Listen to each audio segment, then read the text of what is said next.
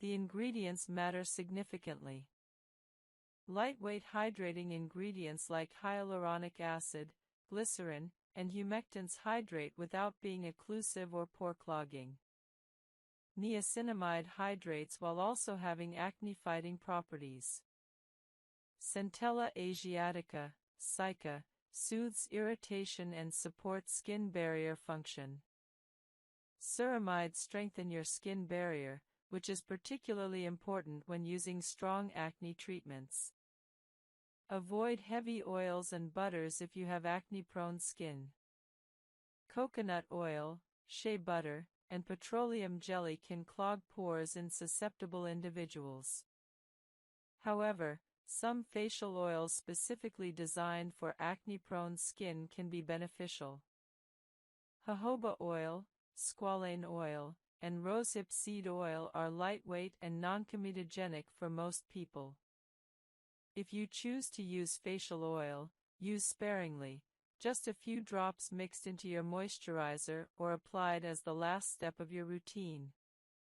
Texture matters when choosing a moisturizer for acne-prone skin. Lightweight gels absorb quickly and won't leave your skin feeling greasy. Hydrating lotions provide more hydration than gels while still being lightweight. Creams are heavier but may be necessary during winter or if your skin is severely dry from acne treatments.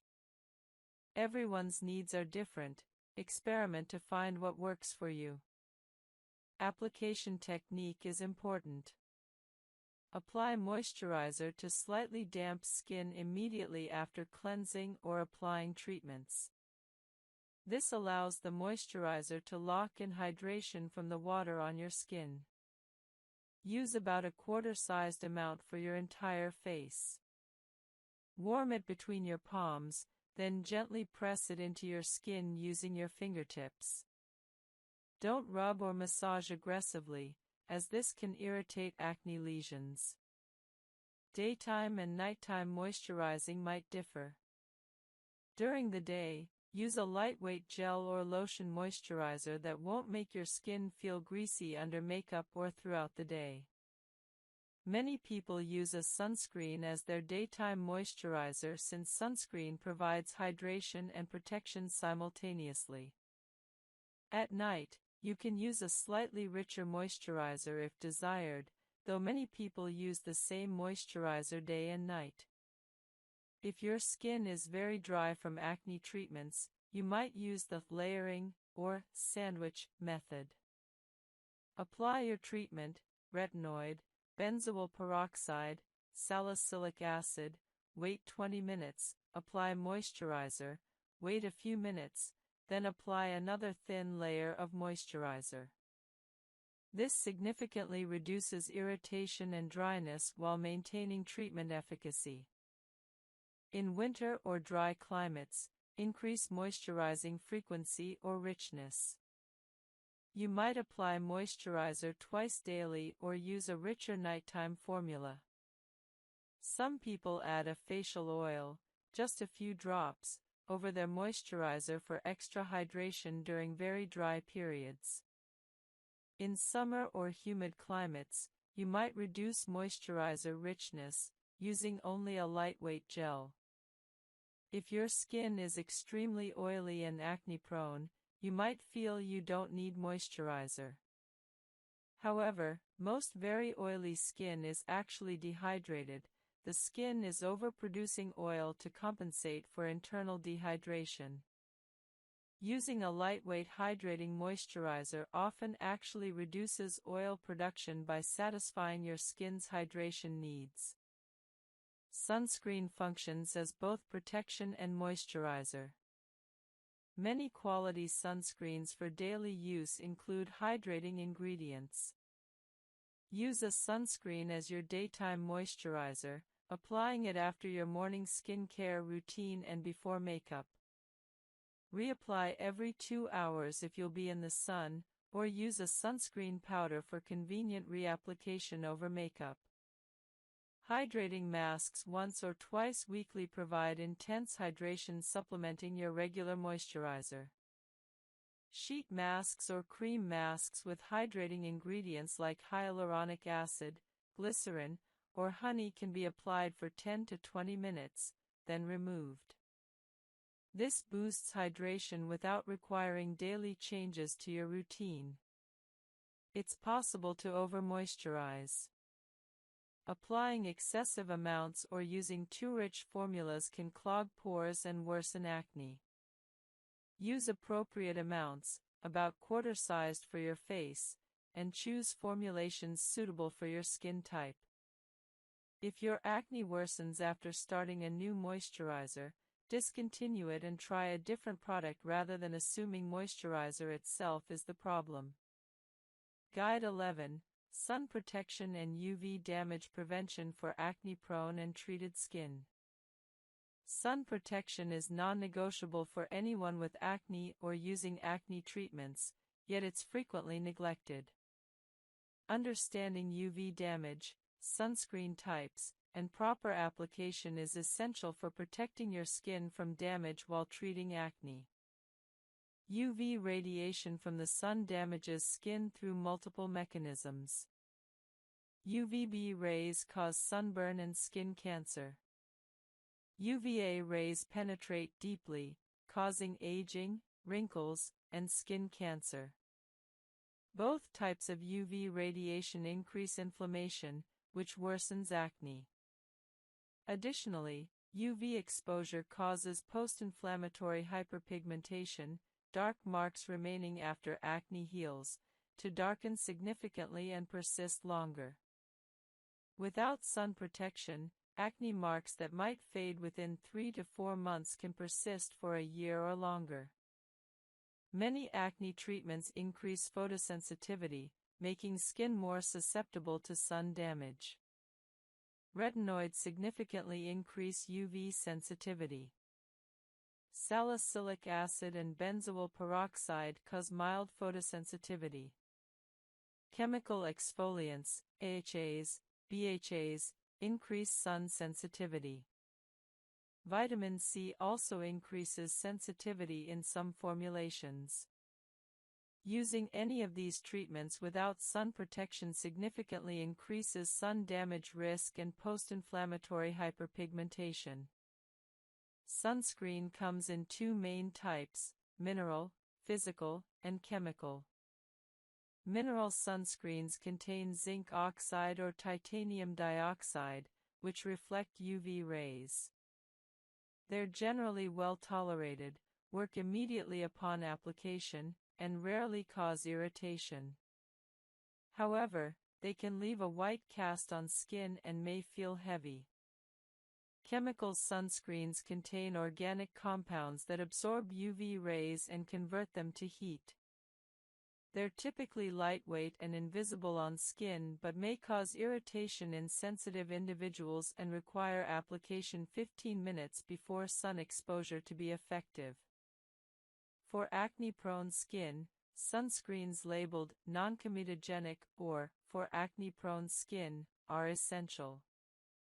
Many facial sunscreens are specifically formulated to be lightweight and non-clogging.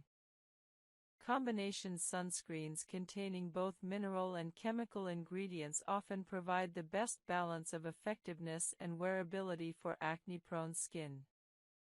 SPF, sun protection factor, indicates protection against UVB rays. SPF 15 blocks about 93% of UVB rays, SPF 30 blocks about 97%, and SPF 50 blocks about 98%. For daily use with acne-prone skin, SPF 30 is the minimum recommended. SPF 50 provides slightly better protection if you'll be outside for extended periods. However, SPF rating says nothing about UVA protection. Ensure your sunscreen is broad spectrum, protecting against both UVA and UVB rays. Proper sunscreen application is crucial. Most people don't apply enough. You should use about 1/4 teaspoon, 5 milliliters, for your entire face. Many people use far less, reducing actual protection significantly. Warm the sunscreen between your palms and gently press it into your skin. Apply it as the final step of your morning skincare routine, before makeup if you wear it.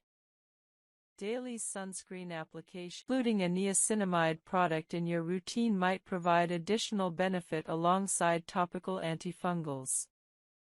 The challenge with fungal acne is that it can recur if contributing factors aren't addressed. If you treat fungal acne successfully but then resume wearing tight synthetic clothing in a humid environment, fungal acne may recur. Long-term management might involve occasional use of topical antifungals, weekly or monthly, to prevent recurrence. If you've been treating acne without improvement for several weeks or months, ask your dermatologist about fungal acne. A simple KOH preparation takes minutes and can confirm or rule out malassezia. Don't waste time on ineffective antibacterial treatments if you have fungal acne. Appropriate antifungal treatment provides rapid improvement. Guide 25: Acne in different life stages: adolescent, adult, and menopausal acne. Acne presents differently and requires different approaches depending on life stage. Understanding age-specific acne characteristics and treatment approaches ensures appropriate management across different ages. Adolescent acne, occurring during puberty, is the most common form. Hormonal changes during puberty, particularly increased androgens, trigger increased sebum production, making adolescent acne typically more oily and comedone-prone. Adolescent acne often affects the T-zone, forehead, nose, chin, particularly heavily.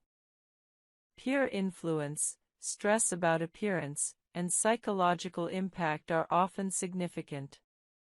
Most adolescents can manage acne with topical treatments alone, though moderate to severe cases may require oral antibiotics or hormonal treatments, particularly girls.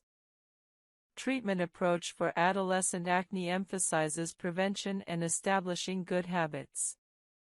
Starting with gentle cleansing, topical treatments, and sun protection during teenage years establishes habits that persist into adulthood. Most adolescent acne improves or resolves as hormonal stability is achieved in late teens or early 20s, though some individuals continue experiencing acne into adulthood. Adult acne, occurring in adults beyond teenage years, has different characteristics. Adult acne is often more localized, jawline, chin, lower face, and frequently hormonal in nature, particularly in women.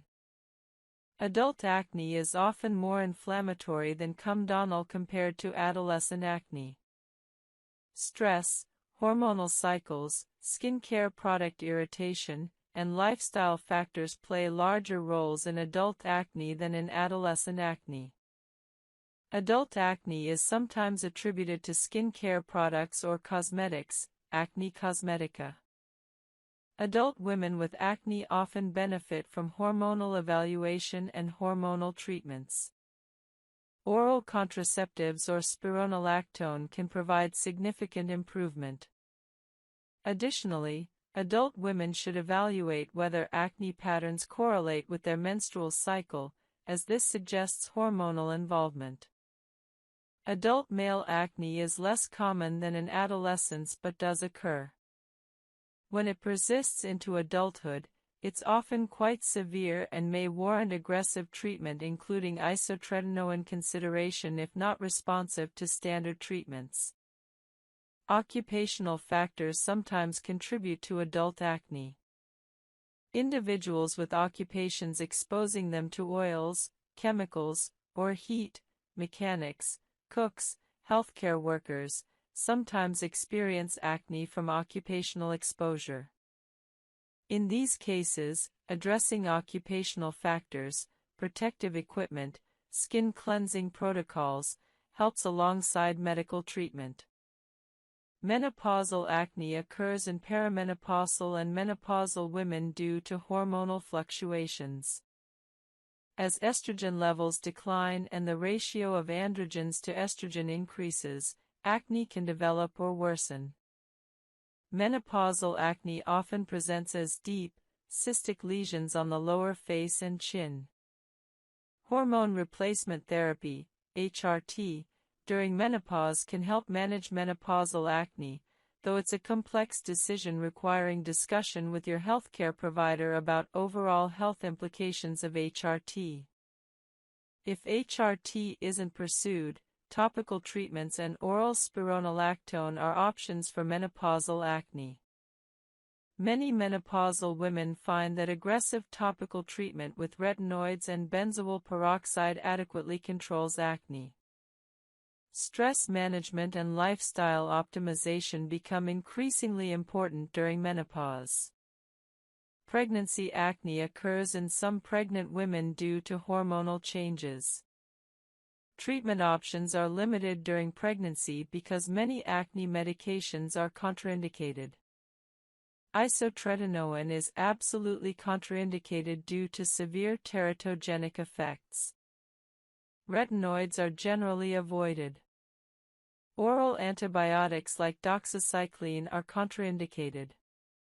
Spironolactone is contraindicated due to potential effects on male fetus development. Safe treatment options during pregnancy include topical benzoyl peroxide, topical azelaic acid, topical salicylic acid, though large-scale systemic absorption is theoretically possible with large-area application, and it's best used sparingly, and possibly topical clindamycin. Most women manage pregnancy acne with these limited options, prioritizing safety.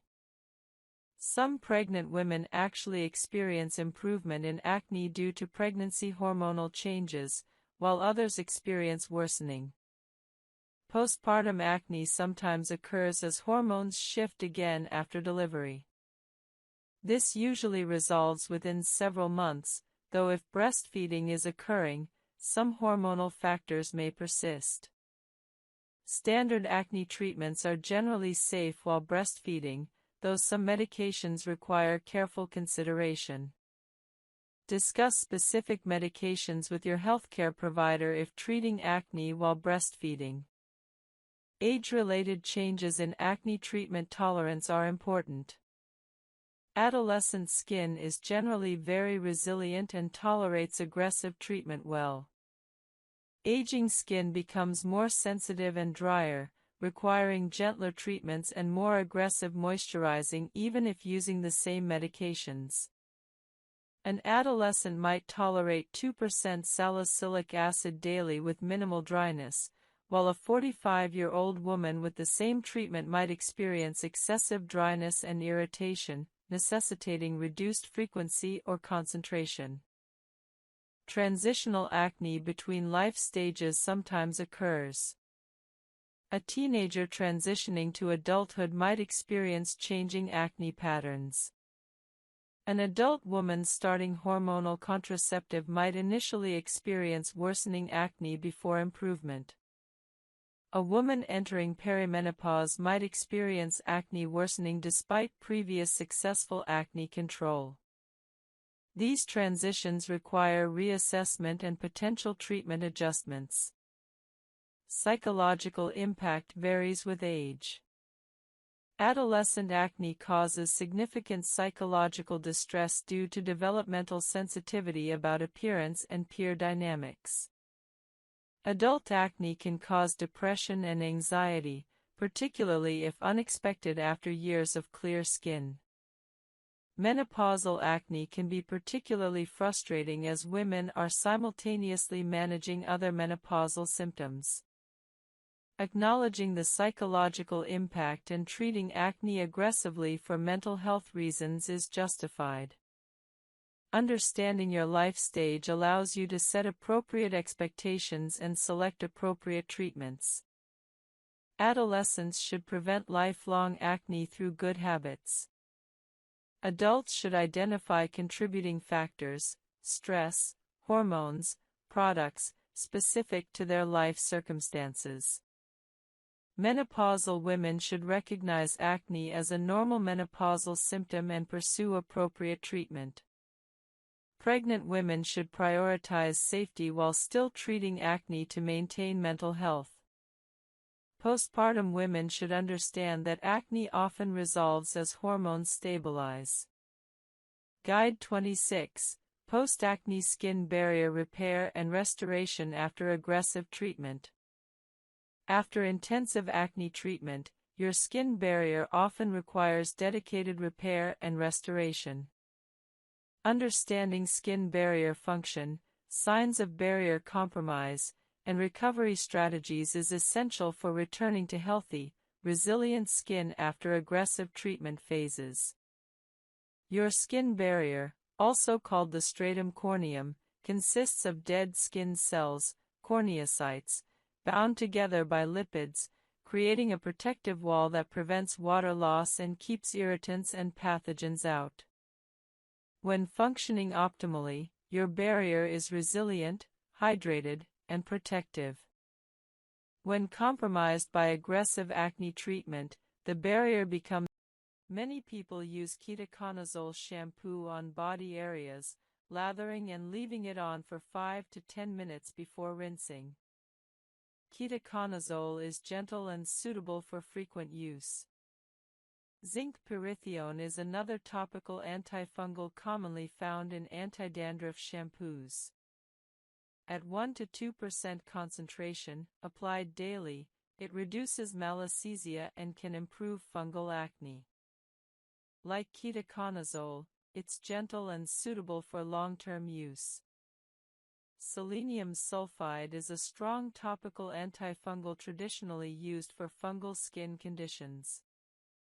At 2.5% concentration, available by prescription, applied daily, selenium sulfide effectively treats fungal acne. However, some people find it irritating or have sensitivity, limiting its use in some cases. For extensive fungal acne or fungal acne resistant to topical antifungals, oral antifungals may be necessary. Fluconazole is a systemic antifungal taken orally. Typical dosing for fungal acne is 50 to 100 mg daily for 2 to 4 weeks, or alternatively, 200 mg weekly for several weeks. Oral fluconazole effectively treats extensive fungal acne and reaches areas topical antifungals cannot. However, oral antifungals can have side effects and require more medical supervision than topicals. Itraconazole is another systemic antifungal option, sometimes used as an alternative to fluconazole. Dosing and duration vary based on specific protocols and severity. Additional strategies for fungal acne management include addressing contributing factors. Wear breathable, moisture-wicking clothing. Shower promptly after sweating. Keep skin clean and dry. Use gentle, minimal skin care. Avoid heavy oils and occlusive moisturizers. Live and dry environments when possible or use a dehumidifier. These environmental modifications reduce conditions favoring yeast overgrowth. Niacinamide may provide supplementary benefit for fungal acne, as it has mild antifungal properties and reduces sebum production. Including a niacinamide product in your routine might provide additional benefit alongside topical antifungals. The challenge with fungal acne is that it can recur if contributing factors aren't addressed. If you treat fungal acne successfully but then resume wearing tight synthetic clothing in a humid environment, fungal acne may recur. Long-term management might involve occasional use of topical antifungals, weekly or monthly, to prevent recurrence. If you've been treating acne without improvement for several weeks or months, ask your dermatologist about fungal acne. A simple KOH preparation takes minutes and can confirm or rule out malassezia. Don't waste time on ineffective antibacterial treatments if you have fungal acne. Appropriate antifungal treatment provides rapid improvement. Guide 25. Acne in different life stages: adolescent, adult, and menopausal acne. Acne presents differently and requires different approaches depending on life stage. Understanding age-specific acne characteristics and treatment approaches ensures appropriate management across different ages. Adolescent acne, occurring during puberty, is the most common form. Hormonal changes during puberty, particularly increased androgens, trigger increased sebum production, making adolescent acne typically more oily and comedone-prone. Adolescent acne often affects the T-zone, forehead, nose, chin, particularly heavily. Peer influence, stress about appearance, and psychological impact are often significant. Most adolescents can manage acne with topical treatments alone, though moderate to severe cases may require oral antibiotics or hormonal treatments, particularly girls. Treatment approach for adolescent acne emphasizes prevention and establishing good habits. Starting with gentle cleansing, topical treatments, and sun protection during teenage years establishes habits that persist into adulthood. Most adolescent acne improves or resolves as hormonal stability is achieved in late teens or early 20s, though some individuals continue experiencing acne into adulthood. Adult acne, occurring in adults beyond teenage years, has different characteristics. Adult acne is often more localized, jawline, chin, lower face, and frequently hormonal in nature, particularly in women. Adult acne is often more inflammatory than comedonal compared to adolescent acne.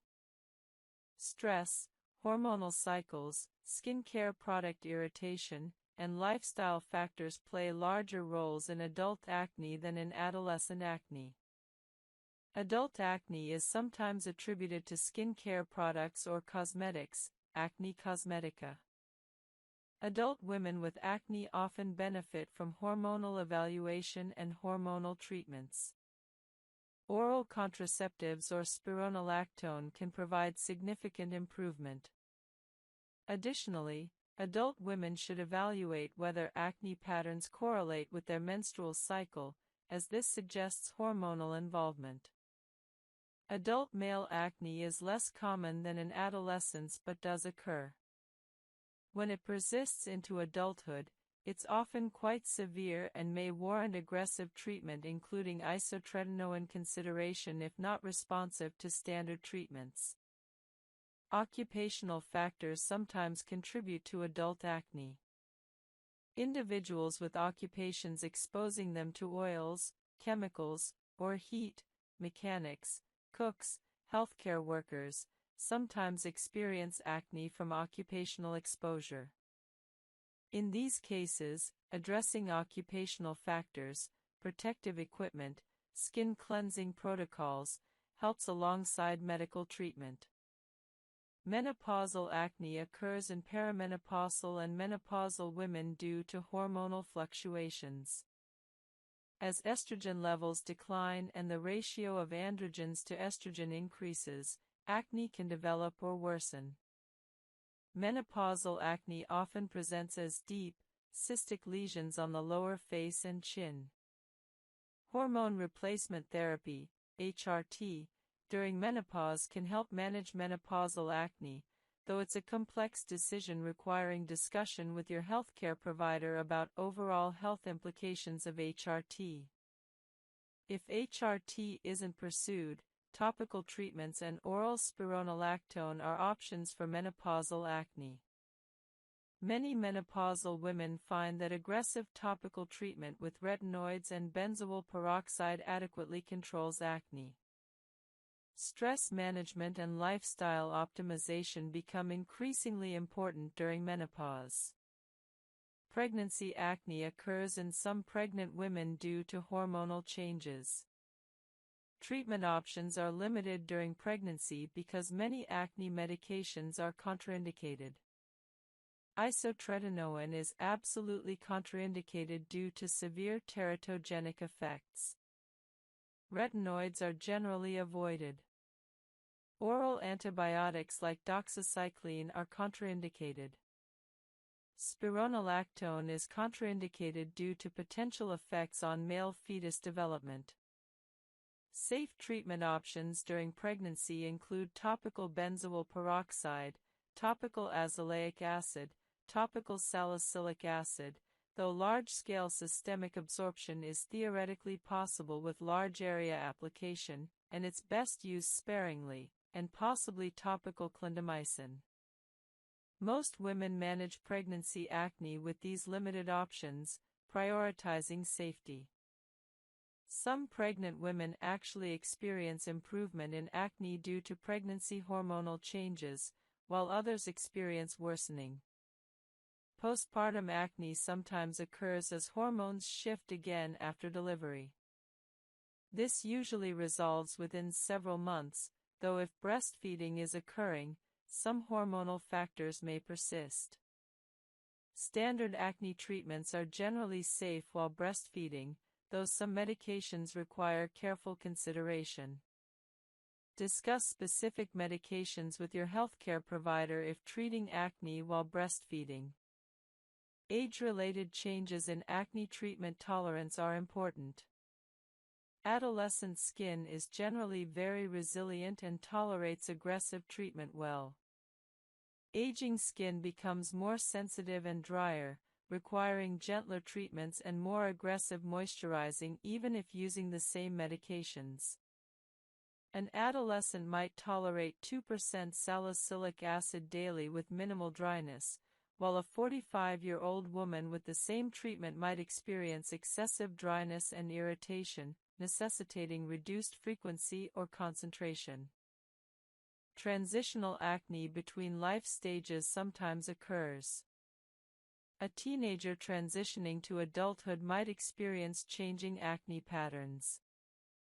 An adult woman starting hormonal contraceptive might initially experience worsening acne before anti-inflammatory properties, reduces sebum production, minimizes pore size, and strengthens the skin barrier. At 4 to 5% concentration in serums or moisturizers, used daily, niacinamide provides noticeable benefits. It's also gentle enough to use with other actives without concern. Alpha-lipoic acid is a powerful antioxidant that penetrates both water and lipid layers of skin. It reduces inflammation, supports barrier function, and has some evidence for acne reduction through anti-inflammatory mechanisms. Alpha-lipoic acid is typically used in serums at 5% concentration, applied daily. It's generally well tolerated but can cause mild irritation in very sensitive skin.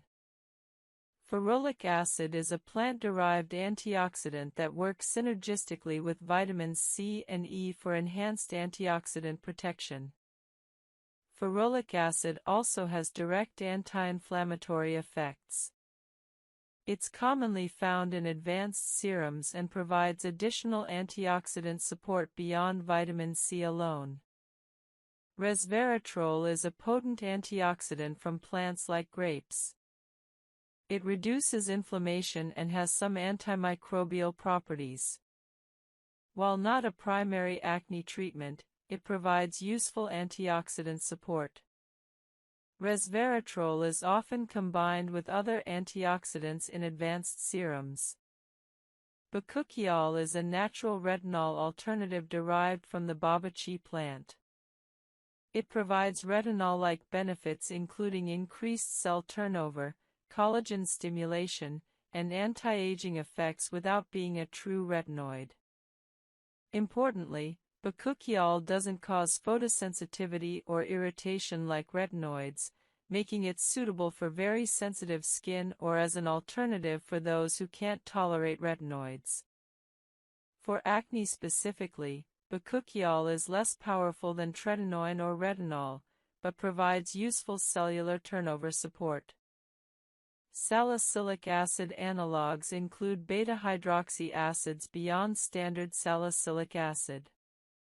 LHF, lipohydroxy acid, is similar to salicylic acid but slightly milder, making it suitable for sensitive skin. These salicylic acid analogues provide exfoliating benefits with potentially less irritation than standard salicylic acid. Azelaic acid, beyond its use for hyperpigmentation, has direct acne-fighting properties. At 10 to 15% concentration, azelaic acid has antibacterial, anti-inflammatory, and anti-keratinizing effects.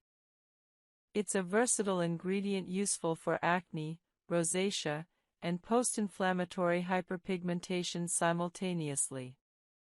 Botanical extracts like tea tree oil, witch hazel, and green tea have mild antibacterial and anti-inflammatory properties. While weaker than pharmaceutical actives, they provide supportive benefits.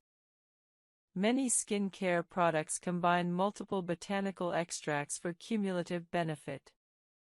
These are generally well tolerated, making them suitable for sensitive skin seeking some acne support without strong pharmaceutical actives. Retinaldehyde, also called retinol, is a retinoid intermediate between retinol and retinoic acid. It's slightly stronger than retinol but weaker and less irritating than tretinoin. For those finding tretinoin too strong or seeking stronger benefits than retinol provides, retinaldehyde is an excellent middle ground. It's increasingly available in advanced skincare products.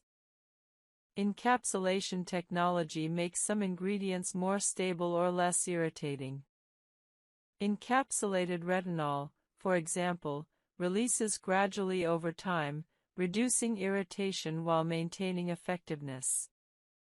Similarly, encapsulated vitamin C remains stable longer and is less irritating than non-encapsulated forms.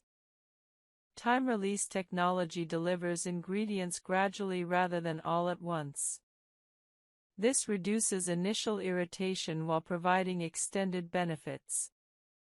Some treatments use time release to deliver benzoyl peroxide or salicylic acid gradually throughout the day. Polyhydroxy acids, PHAs, like gluconolactone and galactose are gentler exfoliants than AHAs and BHAs. PHAs have larger molecular structures that penetrate more slowly, making them suitable for sensitive skin or those who can't tolerate standard exfoliants. They provide exfoliating benefits with less irritation.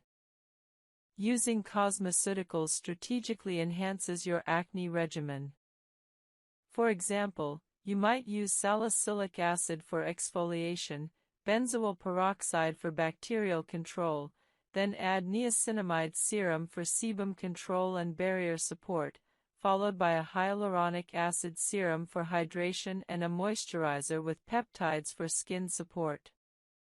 This multi-ingredient approach addresses multiple aspects of skin health. However, avoid the trap of skincare complexity. More products don't automatically mean better results. Focus on core treatments: cleanse, treat with proven actives, moisturize, protect, then add supportive ingredients. A simple routine with proven actives beats a complex routine with unproven ingredients. Guide 28, Acne and Mental Health, Psychological Impact and Management Strategies. Acne's psychological and emotional effects are profound and often underestimated. Understanding acne's mental health impact and implementing strategies to manage the psychological component is essential for overall well-being during acne treatment. The psychological burden of acne is real and significant. Studies consistently demonstrate that acne causes depression, anxiety, reduced self-esteem, and social withdrawal in many sufferers. This burden is disproportionate to acne's physical severity. Even mild acne can cause substantial psychological distress, while severe acne might cause less psychological impact in individuals with resilient self-image. Visible acne, particularly on the face, affects how others perceive you and how you believe others perceive you. This perception, whether accurate or not, influences social interactions and self-confidence. Many acne sufferers report avoiding social situations, dating, or professional opportunities due to acne-related anxiety. Some experience body image disturbance and depression stemming from acne. The unpredictability of acne exacerbates psychological distress.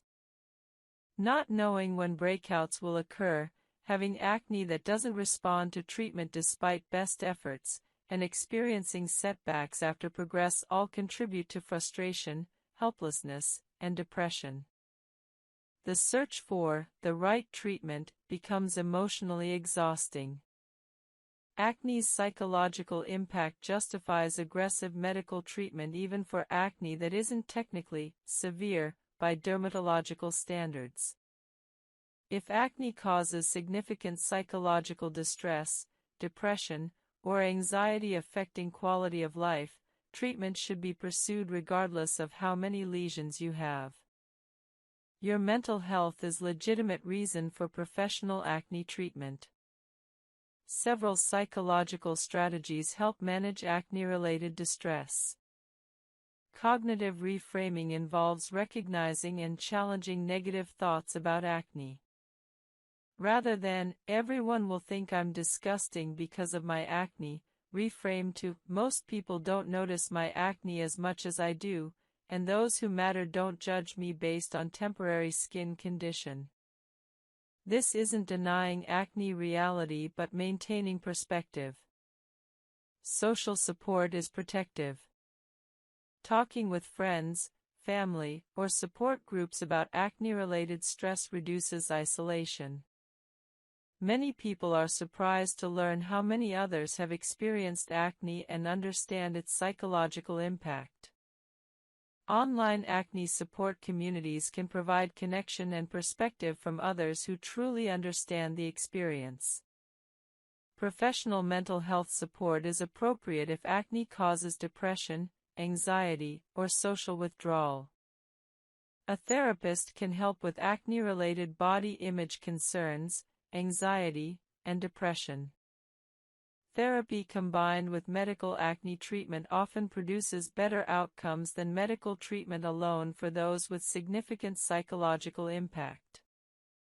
Dermatology-specific cognitive behavioral therapy, CBT, exists for conditions like acne where the medical component is intertwined with psychological factors. This specialized therapy combines dermatological education with psychological techniques for managing appearance-related anxiety and acne-related stress. If available, dermatology CBT can be particularly helpful. Mindfulness and acceptance-based approaches help by reducing the mental energy spent fighting against acne reality. Rather than, "I shouldn't have acne, this is unfair," acceptance involves, "I currently have acne, this is a medical condition I'm actively treating. I can't control its presence right now, but I can control my response." This reduces suffering while maintaining motivation to treat acne. Stress management is particularly important because stress worsens acne through multiple physiological mechanisms: cortisol production, inflammation increase, immune dysfunction. Therefore, reducing stress not only improves mental health but also improves acne. Meditation, yoga, regular exercise, adequate sleep, and enjoyable activities all reduce stress and support both mental health and acne improvement. Appearance-focused repetitive behaviors like mirror checking, skin picking, and comparing yourself to others on social media exacerbate acne-related psychological distress. Reducing these behaviors through deliberate practice improves mental health. Set limits on mirror checking, perhaps checking appearance once in the morning and evening rather than constantly throughout the day. Limit social media exposure, particularly platforms emphasizing appearance. Avoid picking at skin, which worsens acne and increases psychological focus on lesions. Goal setting around acne treatment provides hope and motivation. Rather than the vague goal, clear skin, set specific targets. I will consistently use my skincare routine for 12 weeks and reassess, or I will make a dermatology appointment this month, or I will reduce skin checking from 10 times daily to 3 times daily. These concrete goals provide motivation and measurable progress. Celebrating small improvements maintains motivation. Rather than dismissing minor acne improvement as insufficient, recognize it as progress toward your goal. Each step forward is worth acknowledgement. Professional treatment validation through dermatological consultation helps. Hearing from a dermatologist that your acne is treatable and that you'll likely achieve clear skin with appropriate treatment provides hope. This hope reduces the sense of helplessness many acne sufferers experience. Family and friend education about acne helps create a supportive environment.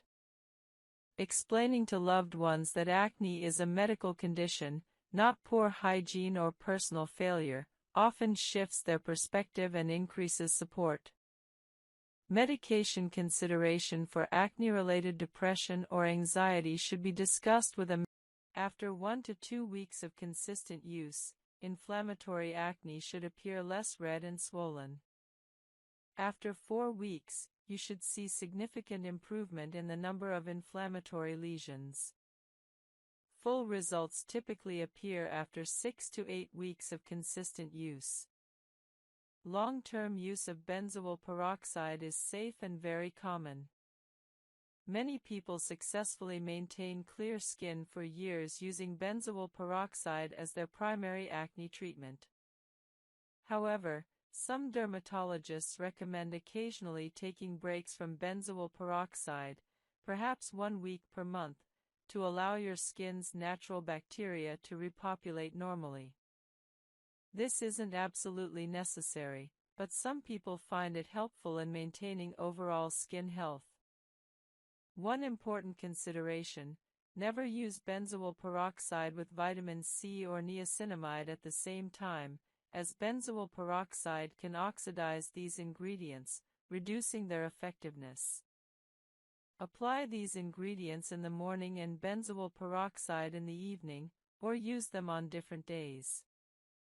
Guide 6, Retinoids, the Gold Standard Anti-Aging and Acne Treatment Comprehensive Guide. Retinoids represent the gold standard in skincare science, with decades of research supporting their effectiveness for acne, aging, and general skin health. Understanding retinoids' mechanism, types, concentrations, and proper use is essential for anyone serious about achieving clear, healthy skin. Retinoids are vitamin A derivatives that work through multiple powerful mechanisms. First, they increase cellular turnover, causing your skin to shed old cells and reveal fresh, new skin underneath. This prevents dead skin cell accumulation that leads to clogged pores and comedones. Second, they normalize sebaceous gland function, helping regulate sebum production. Third, they stimulate collagen production, improving skin elasticity and minimizing fine lines. Fourth, they have anti-inflammatory effects, reducing the redness and irritation of acne. Fifth, they prevent follicular hyperkeratinization, the abnormal cell shedding that contributes to acne. Sixth, they have antioxidant properties, protecting skin from free radical damage. The retinoid family includes various types at different strengths. Over-the-counter retinol is the gentlest form, requiring conversion by your skin's enzymes to the active retinaldehyde and then to retinoic acid. This multi-step conversion process makes retinol gentler but less immediately effective than prescription retinoids. Retinol, retinaldehyde, is slightly more powerful than retinol, requiring one fewer conversion step. Prescription retinoids include tretinoin, retin-A, adapalene, differin, and tazarotene, which are already in their active form and thus more powerful and faster-acting than over-the-counter options. For someone new to retinoids, starting with over-the-counter retinol at a low concentration, 0.25 to 0.3%, is typically appropriate. This allows your skin to build tolerance gradually.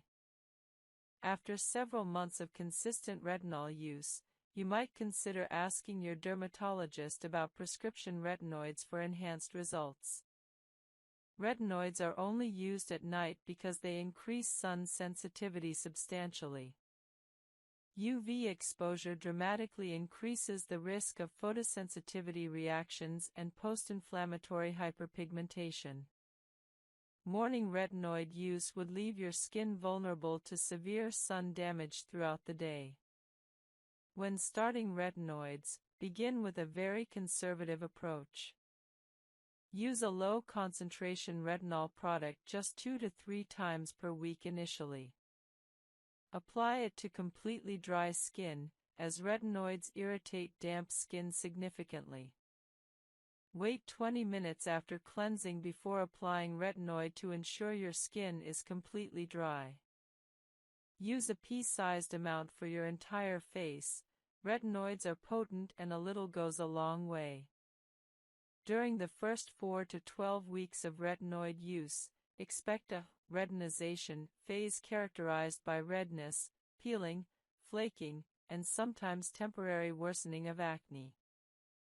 This is normal and doesn't indicate that retinoids aren't appropriate for you. This phase typically lasts 2 to 8 weeks and gradually resolves as your skin adapts. Many people who discontinue retinoids during this phase miss out on their incredible long-term benefits simply because they couldn't tolerate the short-term adjustment period. Managing retinization involves strategic moisturizing. Use your retinoid, then wait about 20 minutes, then apply a hydrating moisturizer over top. Some people layer their moisturizer directly on top of wet retinoid serum, which dilutes the retinoid slightly and reduces irritation. This is called the sandwich method. This method is appropriate when dealing with significant irritation. As your skin adapts, you can gradually stop using the sandwich method. Never combine retinoids with other strong actives initially. Using retinoids with benzoyl peroxide, salicylic acid, or chemical exfoliants on the same evening will cause severe irritation. Once your skin is adapted to retinoids alone, typically after 8 to 12 weeks, you might carefully introduce another active on different evenings. Eventually, some people successfully combine retinoids with other treatments, but build up to this gradually. Vitamin C and other antioxidants can be used with retinoids. Apply vitamin C in the morning and retinoids at night, or apply them on different days. Niacinamide can be used with retinoids in most cases, but some people find them together irritating initially. SPF 30+ broad-spectrum sunscreen is absolutely mandatory every single day when using retinoids, even if you don't plan to go outside. Window glass blocks most UVB rays but not UVA rays, meaning significant sun damage can occur even indoors. Reapply sunscreen every 2 hours if you'll be in the sun. Wear protective clothing, hats, and sunglasses when possible. The combination of retinoid use and sun exposure can cause severe reactions and permanent skin damage. As your skin adapts to retinoids over 8 to 12 weeks, gradually increase usage frequency. After tolerating 2 to 3 times weekly for 4 weeks, increase to 3 to 4 times weekly. After another 4 weeks, increase to 5 to 6 times weekly.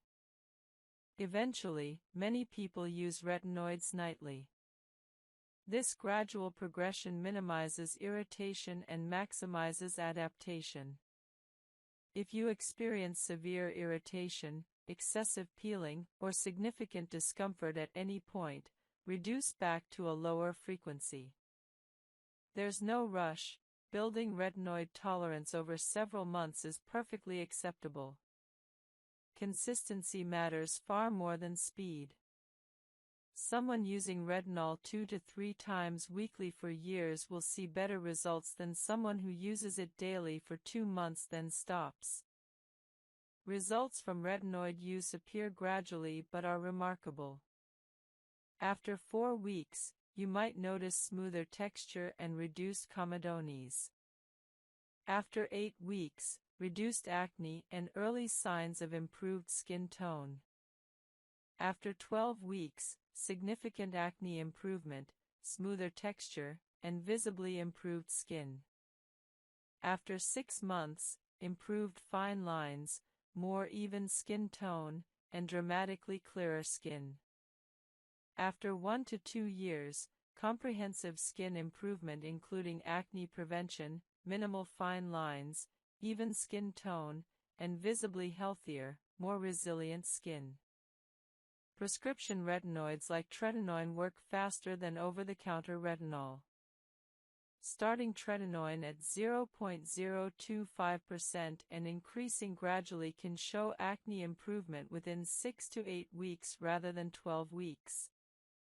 However, prescription retinoids cause more significant initial irritation, making the starting process more challenging. Many dermatologists recommend beginning with over-the-counter retinol to build tolerance, then switching to prescription retinoids if additional strength is needed. Retinoids are teratogenic, meaning they can cause birth defects if used during pregnancy. Women of childbearing age should use reliable contraception when using retinoids and should discontinue use if planning pregnancy or if pregnancy is suspected. Men can use retinoids without this concern. Common mistakes with retinoids include starting with too high a concentration, using them too frequently initially, applying to damp skin, using them with too many other actives, or discontinuing them during the retinization phase. Starting right requires patience and conservative progression. The reward for proper retinoid use is clear, youthful, healthy skin that continues improving even after years of use. Guide 7. Hormonal acne in women, causes, recognition, and comprehensive medical management. Hormonal acne is a distinct type of acne that affects many women and some men, following predictable patterns related to hormonal fluctuations. Understanding hormonal acne's unique characteristics and treatment approaches is essential for women struggling with acne that doesn't respond adequately to standard topical treatments. Hormonal acne typically appears as deep, cystic lesions, often concentrated around the jawline, chin, and lower face. These lesions are painful, tender to the touch, and located deep within the skin rather than on the surface.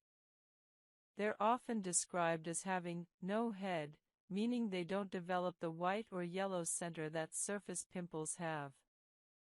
They can persist for weeks.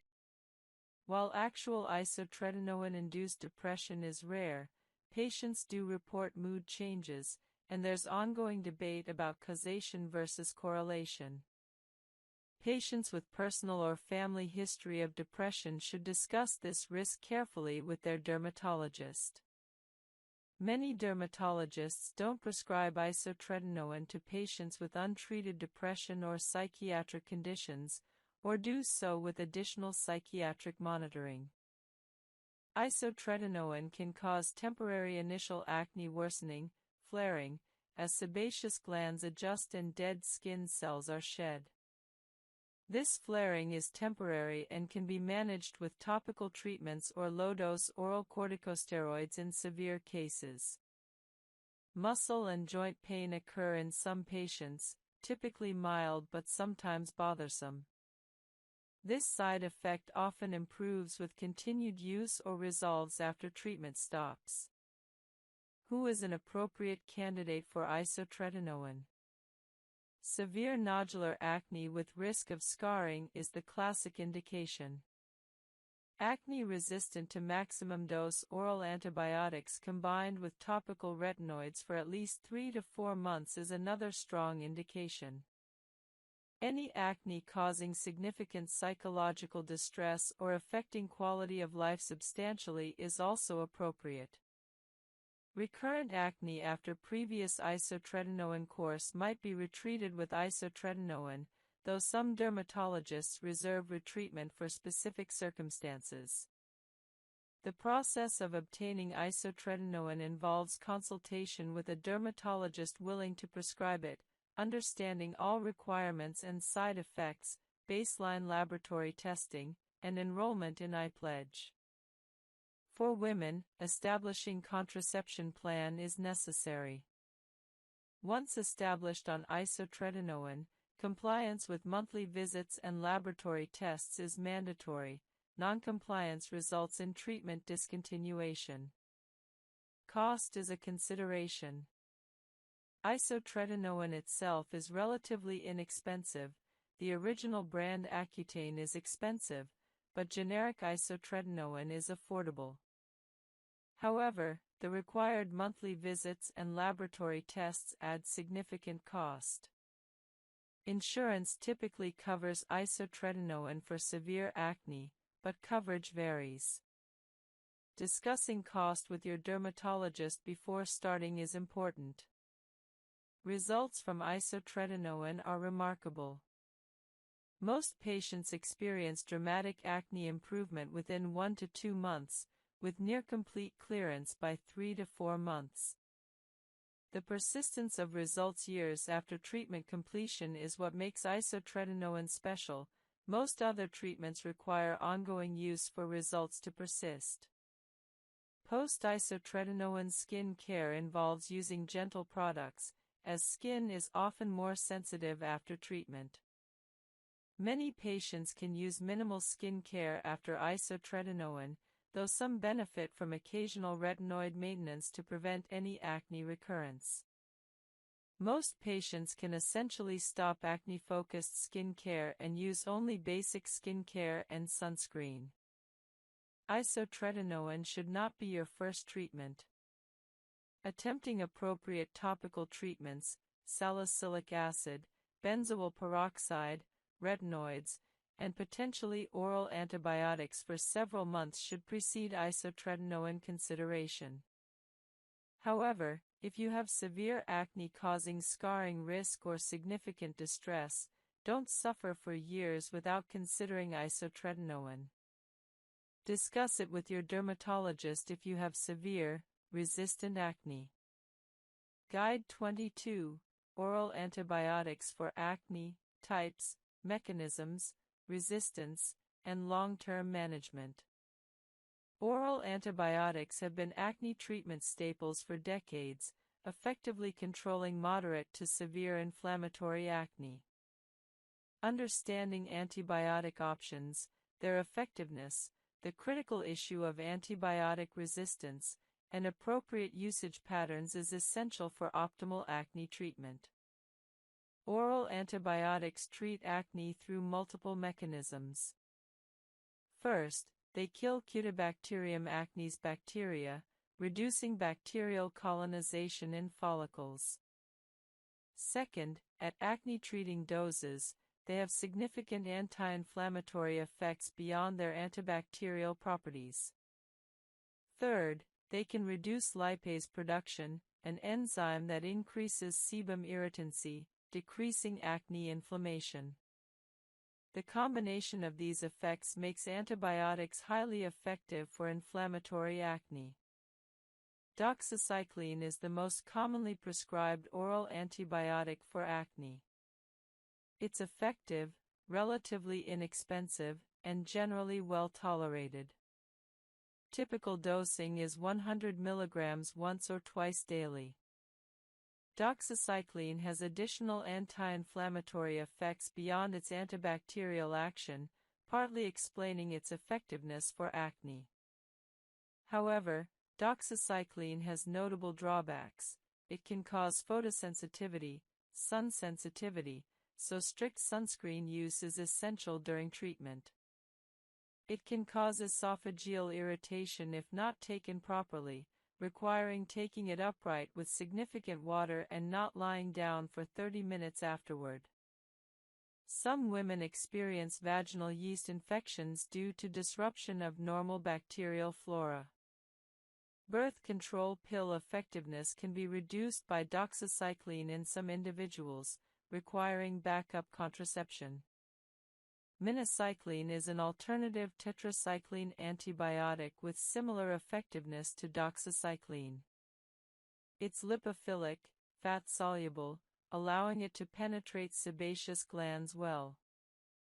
Minocycline can cause blue discoloration of skin and mucous membranes with long-term use. While this is reversible upon discontinuation, it's an undesirable potential side effect.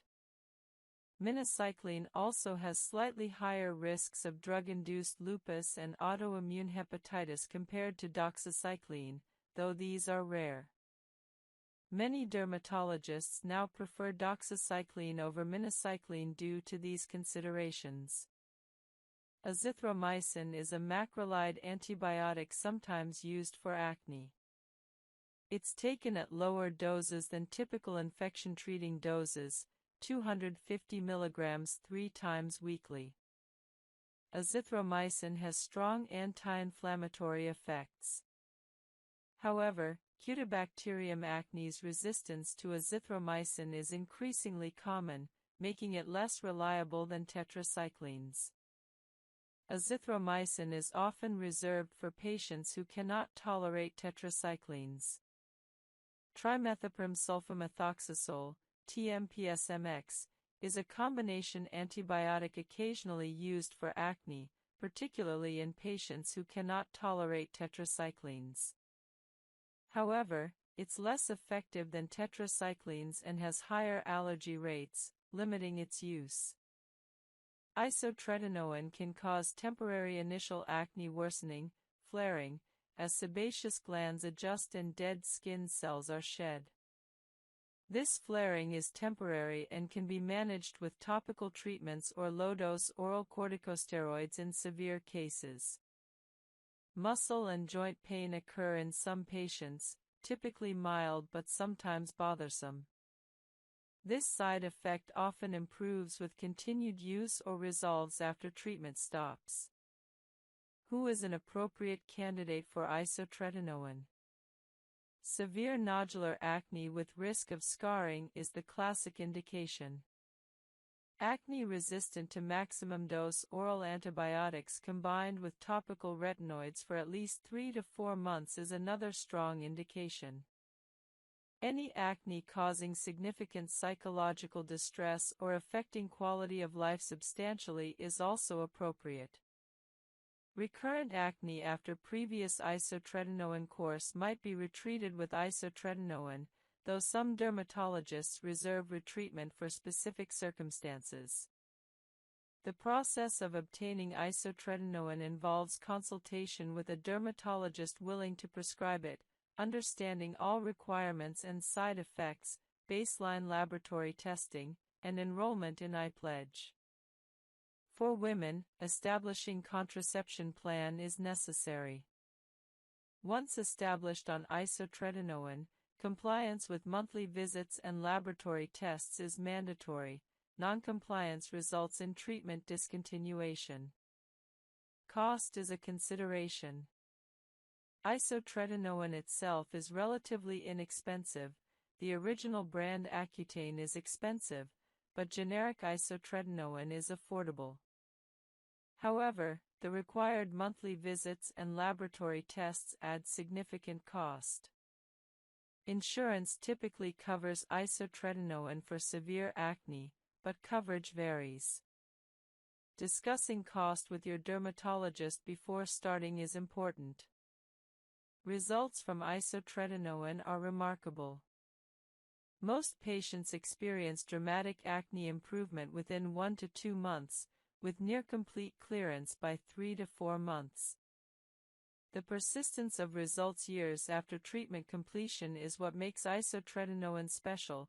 Most other treatments require ongoing use for results to persist. Post-isotretinoin skin care involves using gentle products, as skin is often more sensitive after treatment. Many patients can use minimal skin care after isotretinoin, though some benefit from occasional retinoid maintenance to prevent any acne recurrence. Most patients can essentially stop acne-focused skin care and use only basic skin care and sunscreen. Isotretinoin should not be your first treatment. Attempting appropriate topical treatments, salicylic acid, benzoyl peroxide, retinoids, and potentially oral antibiotics for several months should precede isotretinoin consideration. However, if you have severe acne causing scarring risk or significant distress, don't suffer for years without considering isotretinoin. Discuss it with your dermatologist if you have severe, resistant acne. It's more sensitive to irritation and barrier compromise than younger skin. Acne treatments tolerated well at 20 might be too irritating at 50. Gentler approaches and more aggressive moisturizing are often necessary. Skin barrier function naturally declines with age, requiring more careful barrier support during acne treatment. Sensitive skin becomes more common with age. Menopausal acne related to estrogen decline often requires hormonal approaches, hormone replacement therapy or other hormonal management, rather than relying solely on topical treatments. Dryness is more common with age and often worsens with acne treatments. Aggressive moisturizing becomes increasingly important with age. Combining anti-aging skincare with acne treatment becomes relevant in older adults. Using retinoids addresses both acne and aging simultaneously, though barrier support becomes more important. Sun damage accumulated over decades makes older adults more susceptible to post-inflammatory hyperpigmentation and other post-acne complications. Extra sun protection is crucial. Taking medications for various age-related conditions, blood pressure medications, cholesterol medications, etc., increases medication-acne interaction risks. Discussing acne treatments with healthcare providers familiar with your complete medication list is important. Guide 69, Acne Severity Scoring and Objective Progress Measurement. Objectively measuring acne severity and progress helps distinguish real improvement from perceived improvement and guides treatment adjustments. Several acne severity scoring systems exist. The Global Acne Grading System, GAGS, assesses lesion counts and types in different facial regions, providing an objective severity score. The Investigator Global Assessment, IGA, uses clinical judgment to rate severity on a scale. Various others exist with different approaches. Lesion counting helps objectively track progress. Counting comedones, blackheads and whiteheads, inflammatory papules, and pustules weekly or monthly provides objective data showing whether acne is improving. Photography provides visual documentation of progress. Taking consistent photos, same lighting, same angle, same time of day, Monthly allows comparison showing improvement that might not feel obvious during the journey. Apps and digital tools can help track lesion counts, take comparison photos, and document progress over time. Severity scoring helps determine whether treatments are working and justify continuing them. If you're using a treatment and lesion counts aren't decreasing after 8 to 12 weeks, this objective data helps justify trying different treatments rather than continuing ineffective approaches. Baseline severity assessment establishes starting point for treatment. Knowing whether you started with mild, moderate, or severe acne contextualizes improvement. Someone improving from severe to moderate acne shows real progress even if not completely clear. Long-term tracking shows patterns, whether acne is generally improving, stable, or worsening over months. This helps distinguish temporary fluctuations from trends. Showing objective improvement to healthcare providers demonstrates treatment effectiveness and justifies continuing treatments or pursuing additional interventions. Guide 70, Acne and Physical Activity, Exercise Benefits and Sweat Management. While exercise's acne-triggering potential through sweating is often emphasized, the overall benefits of exercise for acne typically outweigh risks.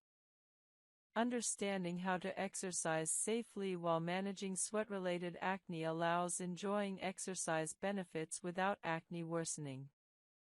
Exercise benefits acne through multiple mechanisms: stress reduction, stress hormones worsen acne, improved sleep, critical for skin health, improved circulation, nutrient delivery to skin, hormonal regulation, particularly in women, and improved overall health. These benefits typically outweigh acne risk from sweat. Sweat itself doesn't cause acne. Bacteria combining with sweat, sebum, and dead skin cells in clogged pores causes acne. Managing sweat through hygiene and clothing prevents sweat-related acne. Sweating during exercise increases bacteria and creates moist environment promoting bacterial growth. However, showering within 1 to 2 hours after exercise removes sweat and bacteria before significant growth occurs. Wearing breathable, moisture-wicking clothing reduces sweat accumulation and bacterial growth compared to cotton or tight, non-breathable clothing. Avoiding touching your face during exercise prevents transferring sweat and bacteria to your face and spreading existing bacteria from your hands. Sports bras and tight athletic tops can cause friction and occlusion-related acne in those areas. Ensuring equipment is clean and fits properly reduces friction acne risk. Increasing hydration during exercise supports overall health and skin health. Well-hydrated skin functions better than dehydrated skin. Post-exercise cleansing is crucial. Showering or at least cleansing your face and areas covered by equipment prevents sweat and bacteria from sitting on skin for extended periods. The net effect of regular exercise is almost always positive for acne despite sweat concerns. The stress reduction, sleep improvement, and hormonal benefits typically outweigh sweat-related acne risks. Don't avoid exercise due to acne concerns. Instead, manage post-exercise hygiene properly. Guide 71, Adapting Acne Treatment for Different Body Locations. Acne appearing on different body areas often requires treatment adaptation due to different skin characteristics and environmental factors across body regions. Facial acne, forehead, cheeks, nose, chin, is most common and receives most treatment attention. Facial skin typically tolerates stronger treatments better than body skin. Back acne, acne on chest and upper back, is common in males and can be severe. Body skin is thicker than facial skin and often tolerates stronger treatments.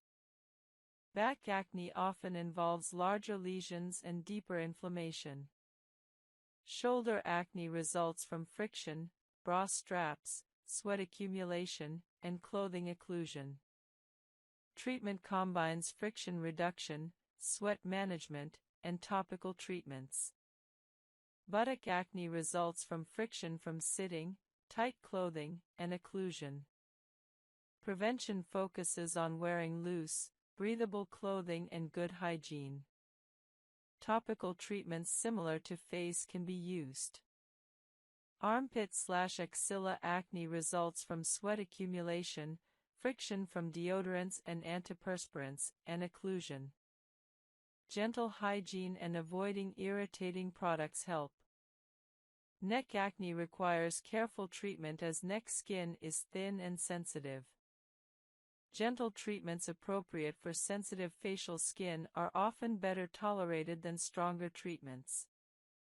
Scalp acne, acne on hairline and scalp, involves hair follicles and is often fungal or bacterial.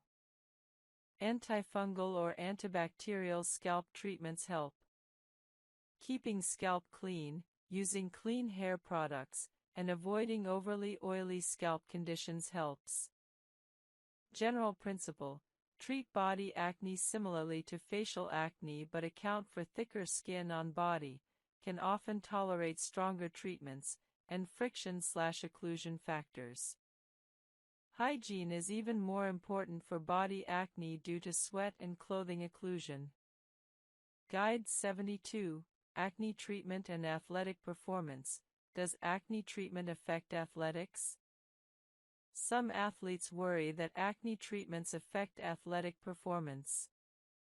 Understanding whether treatments impact performance helps athletes make informed treatment decisions. Benzoyl peroxide and salicylic acid don't directly affect athletic performance. These topical treatments have minimal systemic absorption. Thin, allows excessive water loss, and becomes reactive to previously tolerated products and environmental factors. Signs of barrier compromise include tightness and discomfort, increased dryness and flaking despite using moisturizer, redness or inflammation without active acne, stinging or burning when applying products previously tolerated, increased sensitivity to temperature extremes, and heightened reactivity to skin care products, developing reactions to products that previously seemed fine. Several factors compromise the skin barrier during acne treatment. Multiple chemical exfoliants, salicylic acid, glycolic acid, used simultaneously strip away protective lipids excessively. Retinoids, while beneficial, can compromise the barrier during the initial adaptation phase. Benzoyl peroxide can be somewhat drying. Hot water and harsh cleansing compromise the barrier. Excessive sun exposure damages barrier function. The cumulative effect of multiple treatments or very aggressive single treatments overwhelms the barrier's ability to maintain function. Barrier repair requires specific approaches different from standard acne skin care. The goal shifts from treating acne to restoring skin health. This recovery phase typically lasts 2 to 4 weeks but can take longer with severe barrier compromise. The first step in barrier repair is stopping all unnecessary irritants. This means discontinuing strong actives temporarily. Stop salicylic acid, benzoyl peroxide, and retinoids. Stop chemical exfoliants. Stop high-concentration vitamin C or other potentially irritating ingredients. Use only gentle, basic skin care during the recovery phase. Gentle cleansing becomes paramount. Use only lukewarm or cool water with a very gentle, minimal cleanser or even just water cleansing. Avoid all manipulation or massage of the skin. Pat dry gently, don't rub. Minimize cleansing time, wash quickly and gently rather than scrubbing or massaging. Lipid-rich moisturizing is essential. Your barrier needs ceramides, cholesterol, and fatty acids. Moisturizers containing these lipids support barrier repair. Apply moisturizer to slightly damp skin immediately after cleansing to lock in hydration. Use generous amounts, don't skimp on moisturizer during barrier repair.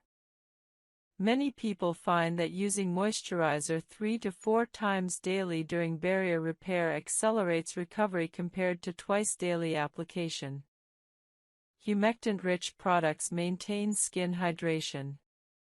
Ingredients like hyaluronic acid, glycerin, and squalane draw water into the skin, supporting hydration during barrier repair.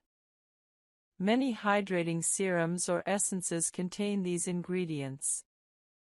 Apply these before your moisturizer to layer hydration. Some people benefit from occlusive products during barrier repair. An occlusive final layer locks moisture into skin. Facial oils, jojoba, squalane, or balms create an occlusive layer over your moisturizer. This is particularly helpful at night when you're not exposed to environmental stressors. Centella asiatica, SAICA, is a botanical ingredient that supports skin barrier repair through multiple mechanisms. It strengthens the barrier, reduces inflammation, and promotes skin resilience. Many products now contain SAICA for its barrier-supportive properties. Using a SAICA-containing product during barrier repair can accelerate recovery. Avoid all environmental stressors during barrier repair. Don't expose skin to extreme temperatures, hot showers, very cold weather. Use a humidifier to maintain ambient humidity, as dry air worsens barrier compromise. Avoid air conditioning when possible, it's drying, or use a humidifier to counteract its effects. Protect skin from sun exposure. Wear sun protection even though you're not using UV sensitizing treatments. Avoid actives and potential irritants completely during barrier repair. This means no vitamin C, no niacinamide in high concentrations, no peptides, no strong antioxidants. Even gentle ingredients might irritate severely compromised skin. Stick to cleanse, hydrate, moisturize, protect as your only routine. Timeline for barrier recovery typically takes 2 to 4 weeks. By week 1, you should notice reduced tightness and reactivity. By week 2, increased tolerance and reduced dryness. By week 3 to 4, most barrier compromise resolves. However, severely compromised barriers might take 6 to 8 weeks for complete recovery. During barrier recovery, you can still protect your skin from future acne. Using SPF 30+ sunscreen is essential and doesn't compromise recovery. In fact, it supports it by protecting your recovering skin. Sunscreen should be your only active product during this phase. Once your barrier has recovered, you're comfortable, no longer experiencing tightness or reactivity, and your skin feels resilient again, you can gradually reintroduce active treatments. However, do so carefully and at lower concentrations and frequencies than you used before. For example, if you were using 2% salicylic acid daily before barrier compromise, restart with 0.5% salicylic acid 2 to 3 times weekly. Build up slowly. Reintroduce treatments one at a time, waiting at least 1 to 2 weeks between introducing new actives. For example, reintroduce salicylic acid first, wait 2 weeks to ensure tolerance, then introduce benzoyl peroxide if desired. This sequential approach prevents recompromising your barrier. The barrier repair phase teaches valuable lessons about acne treatment. It emphasizes that more aggressive treatment isn't always better. Often, moderate treatment applied consistently yields better long-term results than aggressive treatment causing barrier compromise requiring recovery phases. Maintaining a healthy barrier improves overall skin health and can actually improve acne outcomes by supporting skin function. Some people find that once their barrier recovers, they can maintain clear skin with gentler treatment than they used before barrier compromise. For example, someone might have needed 2% salicylic acid daily and benzoyl peroxide to control acne, but after barrier recovery and switching to gentler 0.5 to 1% salicylic acid with retinoid maintenance, their acne stays controlled. This suggests that excessive barrier compromise actually worsened acne by disrupting skin function. Prevention is better than recovery. From the start of acne treatment, use appropriate concentrations and frequencies, incorporate moisturizing and barrier support, and listen to your skin's signals. If your skin is becoming very dry, tight, or reactive, reduce treatment intensity rather than continuing and causing more barrier damage. Long-term consistency matters more than short-term intensity. Guide 27. Cosmeceuticals and advanced skincare ingredients beyond standard acne treatments.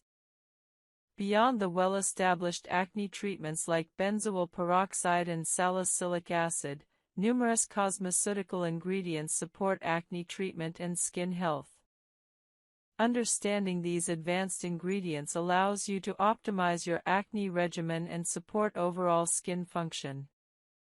Peptides are short chains of amino acids that support skin structure and function. Some peptides have been studied for acne-supportive effects through anti-inflammatory mechanisms and barrier support. Matrixyl and similar peptides appear in many skincare products. While peptides aren't primary acne treatments, they support overall skin health and resilience. They're generally gentle and well tolerated. Include peptides in your routine for general skin support without expecting them to treat acne directly. Hyaluronic acid is a humectant that holds up to 1,000 times its weight in water, providing significant hydration. While it doesn't treat acne, maintaining proper hydration through hyaluronic acid improves skin function and barrier health. Using hyaluronic acid serums or moisturizers provides hydration support for acne-prone skin. Squalane is a lightweight oil that mimics skin's natural sebum without being comedogenic in most individuals. It provides hydration and lipid support for barrier function. Squalane is particularly useful for acne-prone skin that needs lipid support without the pore-clogging risk of heavier oils. A few drops of squalane can be added to moisturizer or serum for enhanced hydration. Niacinamide, vitamin B3, has multiple beneficial effects for acne-prone skin. It has mild antibacterial and anti-comedogenic and occlusive, clogging pores and promoting acne. Oil acne is often quite severe if exposure is chronic. Chloracne results from exposure to chlorinated hydrocarbons in chemical manufacturing. This is rare but when occurs, is severe.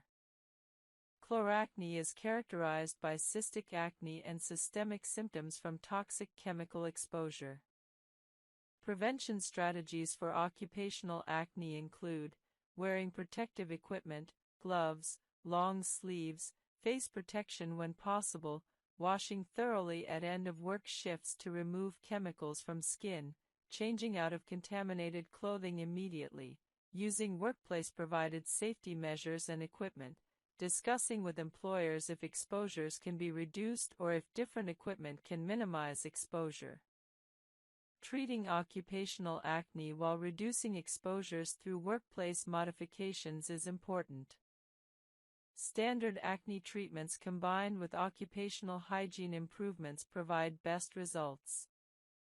Workplace legal considerations matter if acne results from unsafe occupational exposures. In some jurisdictions, occupational skin diseases are covered under workers' compensation. Documenting occupational exposure history and acne onset can establish occupational causation.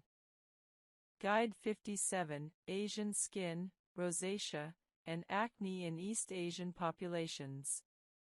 East Asian skin has specific characteristics affecting acne presentation and treatment response. Understanding these characteristics improves acne management in East Asian populations. East Asian skin often has different lipid composition and barrier characteristics compared to other populations. Some evidence suggests East Asian skin has higher ceramide content but different lipid organization, affecting both barrier function and acne development. Rosacea is increasingly recognized in East Asian populations, though historically was underdiagnosed. East Asian rosacea often presents as acne-like lesions, acne rosacea, potentially confused with bacterial acne. Recognizing rosacea as distinct from acne ensures appropriate treatment selection. Sebaceous gland characteristics may differ slightly across ethnic backgrounds, though individual variation exceeds group variation. Treatment intensity might require individualization based on individual skin characteristics rather than ethnic background. Post-inflammatory hyperpigmentation is very common in East Asian skin and requires aggressive prevention and treatment. Sun protection is particularly important. PIH treatments, vitamin C, azelaic acid, hydroquinone, are particularly relevant. Barrier function support might be particularly important for East Asian skin in certain climates. Adapting treatment intensity and moisturizing based on individual response rather than population averages is most accurate approach. Guide 58, Acne in LGBTQ+ populations, Hormone Therapy and Transition-Related Acne. Transgender and non-binary individuals receiving hormone therapy often experience acne changes related to hormonal transition. Understanding these changes helps manage acne during transition. Testosterone-based hormone therapy, for transmasculine individuals, typically worsens acne initially due to increased androgens.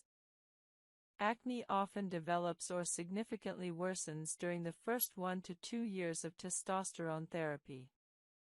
This is particularly challenging for individuals already prone to acne. Aggressive acne prevention and treatment during testosterone initiation is important. Some individuals benefit from starting acne treatment prophylactically before or as testosterone therapy begins. Estrogen-based hormone therapy, for transfeminine individuals, typically improves acne over time as androgens are suppressed. Many transfeminine individuals experience significant acne improvement within several months to a year of estrogen therapy. This improvement can be dramatic and psychologically significant. Spironolactone, commonly used alongside estrogen therapy for anti-androgen effects, has acne beneficial effects. The combination of spironolactone plus estrogen provides maximal acne improvement in transfeminine individuals. Timeline for hormone therapy acne effects is important to understand. Acne worsening from testosterone therapy might persist 1 to 2 years before stabilizing or improving. Setting realistic expectations prevents discouragement during this period. Psychological impact of acne during transition deserves acknowledgement. Acne during transition, when someone is often already managing significant life changes and body image adjustments, can cause additional distress. Aggressive acne management acknowledges this psychological weight. Working with dermatologists and endocrinologists familiar with transgender health improves care. Some clinicians are specifically experienced in managing acne in hormone therapy contexts. Guide 59, Acne Prevention in Acne-Prone Individuals, True Primary Prevention. True primary prevention prevents acne from developing in susceptible individuals before breakouts occur. While this doesn't apply to those already experiencing acne, understanding prevention helps younger individuals or those with family history prevent severe acne. Risk factors for developing acne include family history, strong genetic component, male sex, higher baseline androgens, and adolescent/young adult age. Individuals with all three risk factors have highest acne development risk. Primary prevention strategies include skincare routines starting in early adolescence, gentle cleansing, sun protection, use of non-comedogenic products, education about acne triggers and prevention, stress management techniques learned early, healthy diet emphasizing whole foods, adequate sleep, limiting skin trauma, not picking at skin, avoiding aggressive products. Non-comedogenic product selection starting early prevents product-induced acne. Teaching teenagers to evaluate skincare products and cosmetics prevents years of unnecessary acne from products. Early intervention at first signs of acne prevents progression to severe acne. Starting mild treatments, salicylic acid cleanser, at the very first breakout often prevents acne from worsening. This early treatment is simpler than treating established. Action can also cause micro tears in your skin barrier, leading to increased sensitivity and irritation. For these reasons, dermatologists typically recommend avoiding physical scrubs if you have acne. Chemical exfoliation is gentler and more effective. There are two main types of chemical exfoliants, alpha-hydroxy acids, AHAs, and beta-hydroxy acids, BHAs. AHAs, including glycolic acid and lactic acid, are water-soluble and work on the skin's surface. They're excellent for general exfoliation, improving texture, and reducing the appearance of fine lines. However, they don't penetrate into oil-filled pores effectively. BHAs, particularly salicylic acid, are oil-soluble and can penetrate into sebum-filled pores, making them ideal for acne-prone skin. Salicylic acid dissolves the sebum and dead skin cell plug within the follicle, directly preventing and treating comedones. For acne-prone skin, exfoliating 2 to 3 times weekly with salicylic acid is generally appropriate. Some people with very resilient skin can tolerate daily use, while those with sensitive skin may do better with once or twice weekly exfoliation. Begin conservatively with 2 to 3 times weekly, observing how your skin responds over 2 to 3 weeks before increasing frequency. Exfoliation products come in various formats. Exfoliating cleansers contain salicylic acid and are used during your regular cleansing routine. These are gentle and convenient for daily use. Exfoliating toners are applied after cleansing and before other treatments. They're typically stronger than cleansers and are meant to be left on the skin. Exfoliating serums and treatments are the most concentrated forms and are usually applied 2 to 3 times weekly. Exfoliating masks are meant to be applied for a specific duration, usually 10 to 15 minutes, then rinsed off. When starting exfoliation, begin with a lower concentration of salicylic acid, typically 0.5% to 1%, and gradually work up to 2% as your skin builds tolerance. Many beginners make the mistake of jumping to high concentrations, causing excessive irritation, dryness, and peeling. This leads them to conclude that exfoliation doesn't work for them when the actual problem was starting too strong. The exfoliation process requires proper technique. Apply your exfoliating product to clean, completely dry skin. Applying to damp skin increases irritation and reduces effectiveness. Use your fingertips to apply the product gently, spreading it evenly across your face, paying special attention to areas where acne is most prevalent. Some exfoliating products are meant to be left on overnight, while others are rinsed off after a specific duration. Follow product instructions carefully. During the initial exfoliation period, expect some adjustment. Your skin may experience mild redness, slight dryness, or mild peeling. This is normal and typically subsides within 1 to 2 weeks as your skin adapts. However, if you experience severe irritation, excessive peeling, or significant discomfort, reduce your exfoliation frequency or concentration. Listen to your skin, it will tell you what it needs. Never combine multiple exfoliating products on the same day, and especially avoid combining exfoliants with other strong actives like retinoids or benzoyl peroxide on the same night initially. This overexfoliation damages your skin barrier, causes excessive irritation, and can actually worsen acne. Once your skin is accustomed to each product individually, you can sometimes combine them, but do so cautiously and only if your skin tolerates it well. Some people experience purging when they begin exfoliation, where acne temporarily worsens as the exfoliant brings impurities to the skin's surface.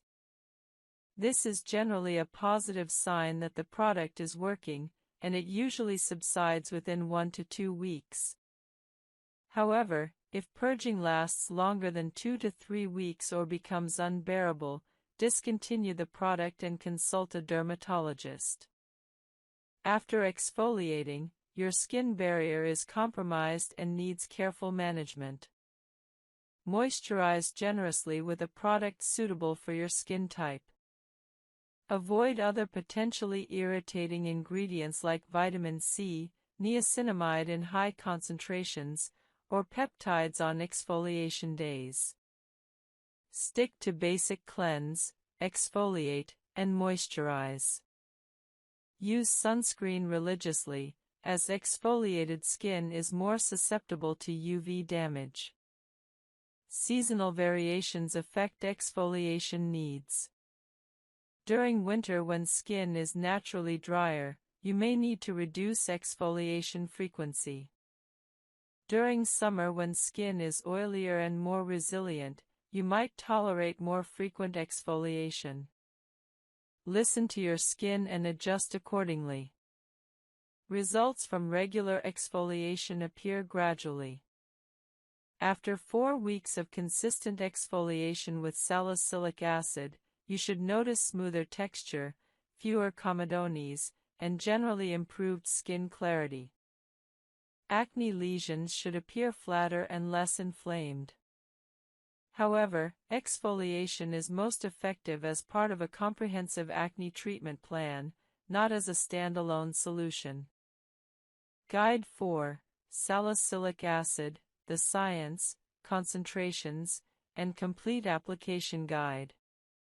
Salicylic acid has been a cornerstone of acne treatment for decades, and understanding its mechanism and proper use is essential for anyone dealing with acne. Salicylic acid is a beta-hydroxy acid, BHA, meaning it's oil-soluble. This oil solubility is what makes it particularly effective for acne-prone skin. It can penetrate into oil-filled pores where other water-soluble ingredients cannot reach. Salicylic acid works through multiple mechanisms. First, it acts as a keratolytic, meaning it helps dissolve the protein bonds between dead skin cells, promoting cell shedding. Inside the follicle, it dissolves the sebum and dead skin cell mixture that forms cum-dun plugs. Second, it has mild antibacterial properties, helping reduce bacterial colonization within blocked pores. Third, it has anti-inflammatory effects, reducing the redness and irritation associated with acne lesions. Fourth, it can stimulate cellular turnover, promoting healthier skin overall. Salicylic acid comes in various concentrations, typically ranging from 0.5% to 2%. The concentration directly correlates with effectiveness and also with irritation potential. A 0.5% solution is very gentle, making it suitable for sensitive skin or those new to salicylic acid. A 1% solution is considered standard for most people with acne-prone skin, providing a good balance between effectiveness and tolerability. A 2% solution is the maximum recommended concentration for at-home use, offering significant exfoliating power but requiring experienced use to avoid over-irritation.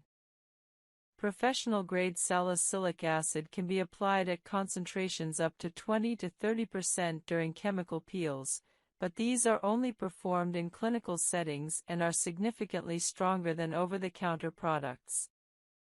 Salicylic acid products come in numerous formats, each with advantages and disadvantages. Cleansers containing 0.5 to 2% salicylic acid are the gentlest form. You use them daily during your regular cleansing routine, and the short contact time limits irritation while still providing exfoliating benefits. Cleansers are ideal for maintaining clear skin and for beginners new to salicylic acid. Toners or liquid exfoliants contain higher concentrations and are left on the skin, providing more potent exfoliation than cleansers. These are typically applied after cleansing and before other treatments, 2 to 3 times weekly. They provide more dramatic exfoliation than cleansers but also carry more irritation risk. Serums and treatments are concentrated salicylic. Oral antibiotics don't significantly affect athletic performance at prescribed doses. Athletes can safely use oral antibiotics for acne without worrying about performance impacts. Spironolactone, if used by female athletes, is not banned in professional sports and doesn't directly affect performance, though it's a diuretic potentially affecting hydration. Athletes using spironolactone should ensure adequate electrolyte and fluid intake. Isotretinoin doesn't affect athletic performance. However, during isotretinoin treatment, skin is photosensitive and sometimes irritated, which might temporarily affect comfort during training. Otherwise, no performance impact. Retinoids don't directly affect athletic performance. Some concerns about sun-sensitizing acne treatments affecting outdoor athletes are legitimate. Sun-sensitizing treatments require extra sun protection for outdoor athletes. Using high SPF sunscreen that's sweat-resistant and reapplying frequently is necessary. Anxiety about acne potentially affecting performance is psychological rather than physiological. If acne causes confidence loss that affects athletic performance, treating acne improves performance through psychological mechanisms. Conversely, improved mental health from treating acne often improves athletic performance. The overall effect of treating acne in athletes is typically positive. Improved mental health, confidence, and well-being generally improve or maintain athletic performance. Guide 73, Acne Treatment Costs, Insurance Coverage, and Affordable Options. cost of acne treatment varies dramatically based on treatments selected and whether insurance covers them. Understanding costs and coverage options helps make affordable choices. Over-the-counter topical treatments, salicylic acid, benzoyl peroxide, retinol, cost $5 to $30 per product and are usually affordable. These are often effective for mild to moderate acne. Prescription topical treatments, tretinoin, adapalene, azelaic acid, cost $20-$100 plus per month depending on insurance. Generic versions are often affordable, brand name versions cost more. Oral antibiotics, doxycycline generic, cost $10 to $30 per month typically, making them affordable. Oral isotretinoin can be expensive, $200-$500 plus per month, even though the generic is relatively affordable. However, insurance typically covers isotretinoin for severe acne, bringing costs down significantly. Without insurance, isotretinoin can be prohibitively expensive. Spironolactone generic is inexpensive, $10 to $30 per month, making it affordable. Oral contraceptives for hormonal acne range from $20-$100 plus monthly without insurance, though many are quite affordable. Insurance typically covers at least some options. Professional treatments, chemical peels $150 to $300, laser $400-$1,000 plus, microneedling $200 to $400, are expensive and insurance rarely covers them. However, they might be worth pursuing if home treatment's insufficient. Insurance coverage varies widely. Some insurances cover prescription acne treatments generously while others cover minimally. Checking your insurance coverage for your specific treatments helps plan. Dermatology visits cost $100-$300 plus without insurance. Some dermatologists offer sliding scale fees for uninsured patients. Community health centers often provide affordable dermatology care. Affordable acne management strategies. Start with over-the-counter treatments, use generic prescription medications if needed, ask dermatologists about patient assistance programs for expensive medications, consider community health center dermatology if cost is barrier, check insurance coverage before treatments. Many effective acne treatments are affordable. Cost shouldn't prevent access to basic acne treatment, though advanced professional treatments may be limited by budget. Guide 74. Traveling with acne and maintaining treatment consistency. Travel disrupts routines and changes in water, climate, and environment sometimes affect acne. Planning ahead helps maintain acne treatment consistency while traveling. Packing acne treatments, bringing full-size bottles takes space and weight. Travel size containers, available at most pharmacies, help. Decanting products into smaller bottles also works. Ensure all liquids comply with airline regulations if flying. Jet lag affects sleep quality and can worsen acne through stress and hormonal disruption. Prioritizing sleep adjustment and jet lag management helps minimize acne worsening from travel. Different water quality in travel destinations affects skin. Hard water or heavily chlorinated water might irritate skin. Using bottled water for rinsing face, or adapting cleansing to account for different water, helps minimize water-related skin issues. Different climates affect acne. Traveling to humid climates from dry climates or vice versa might temporarily worsen acne as skin adjusts. Using moisture-appropriate products for the destination climate helps. Stress from travel worsens acne. Stress management during travel, exercise, meditation, sleep prioritization, helps manage stress-related acne worsening. Maintaining routine is important. Even if traveling, continuing your acne treatment routine helps maintain clarity. Making treatment part of your travel routine, like packing it with toiletries, helps ensure consistency. Some travelers experience travel acne from new environments, water, or stress despite normally clear skin. Understanding this is temporary and will resolve upon return helps maintain perspective. Professional treatments aren't practical while traveling. Continuing topical treatments and avoiding new triggering factors is realistic goal during travel. If traveling long-term, weeks or months, establishing local dermatology care if treatments need refilling helps maintain continuity. Guide 75, Acne in Specific Professions, Pilots, Surgeons, Healthcare Workers, and Others. Certain professions have acne-promoting environmental factors. Understanding profession-specific acne factors allows appropriate prevention. Pilots and flight crew experience repeated altitude changes, cabin air pressure, dry air, and frequent travel jet lag, all acne-promoting factors. Additionally, time zone changes disrupt sleep and stress levels.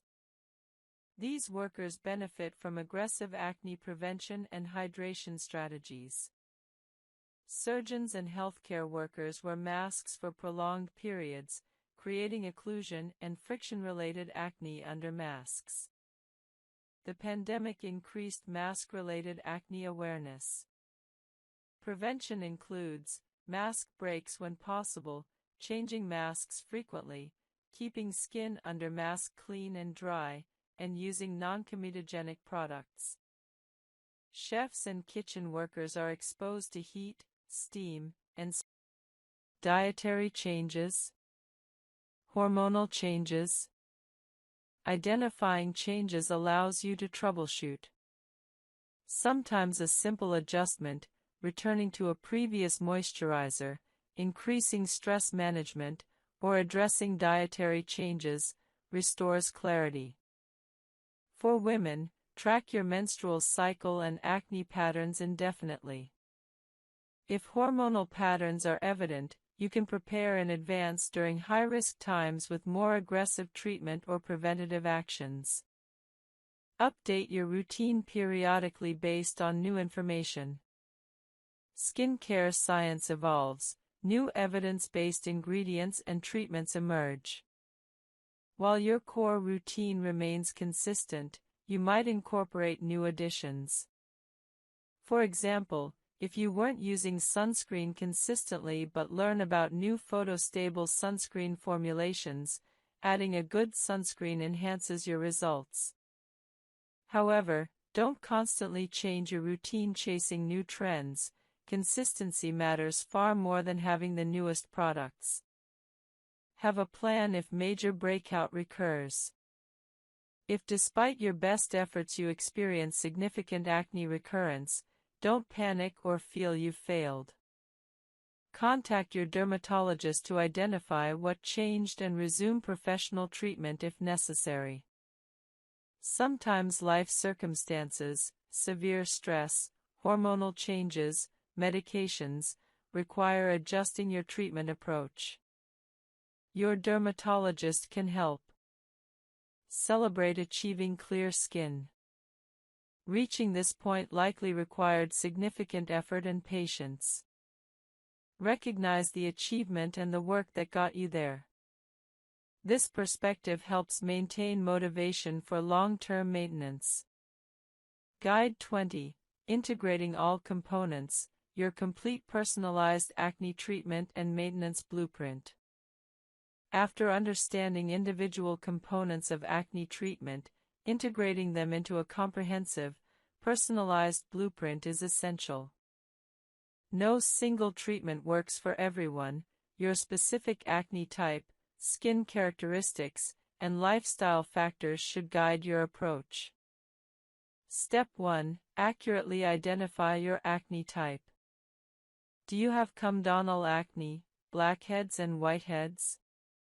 Inflammatory acne, red pimples? Hormonal acne, deep cystic lesions around your jawline during specific times? Severe acne involving all types? Your acne type guides treatment selection. Comedonal acne responds best to salicylic acid exfoliation. Inflammatory acne responds best to benzoyl peroxide. Hormonal acne often requires systemic hormonal treatment. Severe mixed acne usually requires combination treatments and potentially professional intervention. Step 2. Assess acne severity. Mild acne, fewer than 20 comedones, fewer than 15 inflammatory lesions, no nodulocystic lesions, often responds adequately to topical treatments alone. Moderate acne, 20 to 100 comedones, 15 to 50 inflammatory lesions, no nodulocystic lesions, typically requires combination topical treatments, possibly with professional treatments. Severe acne, extensive lesions, numerous nodulocystic lesions, usually requires systemic treatment including oral antibiotics, hormonal treatments, or potentially isotretinoin. Step 3. Consider your lifestyle factors. Are you comfortable with multiple daily skincare steps? Can you prioritize sleep and stress management?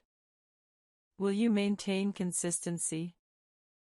These practical factors determine whether complex multi-step routines are realistic for you. Some people thrive with detailed routines, others do better with simplified approaches. Step 4. Design your core routine. Everyone benefits from a consistent cleanse, treat, moisturize, protect routine. Select specific products for each step based on your acne type. For comedonal acne, use a gentle cleanser, apply salicylic acid treatment, use a non-comedogenic moisturizer, apply sunscreen. For inflammatory acne, use a gentle cleanser, apply benzoyl peroxide treatment, use a moisturizer, apply sunscreen. For mixed or severe acne, consider consulting a dermatologist for prescription treatments. Step 5. Start conservatively with treatments. Begin with a single active ingredient at low concentration, using it 2 to 3 times weekly. After 3 to 4 weeks of good tolerance, assess results. If you're seeing improvement, continue. After 8 weeks, you can increase frequency or concentration if desired. If you're not seeing improvement after 8 to 12 weeks, consider adding a second treatment, for example, adding retinoid to salicylic acid, or consulting a dermatologist. Step 6. Build treatment combinations gradually. Never start 2 new treatments simultaneously. After establishing tolerance to your first treatment, at least 4 weeks, you can introduce a second treatment on different days or in different parts of your routine. For example, use salicylic acid cleanser in the morning, retinoid at night. Start the new treatment at low frequency and concentration, building up gradually. Step 7. Incorporate lifestyle changes. Implement dietary improvements, reduce sugar, increase antioxidants, consider eliminating dairy if it worsens your acne. Prioritize sleep, 7 to 9 hours nightly. Implement stress management, meditation, yoga, exercise, or other stress reduction techniques. These changes typically take 4 to 8 weeks to show skin effects but provide significant benefits. Step 8. Implement professional treatments if appropriate. If topical treatments aren't adequately controlling your acne after 8 to 12 weeks of consistent use, or if you have moderate to severe acne, professional treatments accelerate improvement. Monthly superficial chemical peels combined with your home routine provide excellent results. Professional facials or blue light therapy offer additional options. Step 9. Adjust for your specific factors. If you're a woman with hormonal acne, discuss hormonal treatments, oral contraceptives, spironolactone, with your gynecologist or dermatologist. If you're very acne-prone, you might need slightly more aggressive treatment than someone with occasional pimples. If your skin is sensitive, you'll need to progress more gradually with treatments. Step 10. Track your progress and adjust.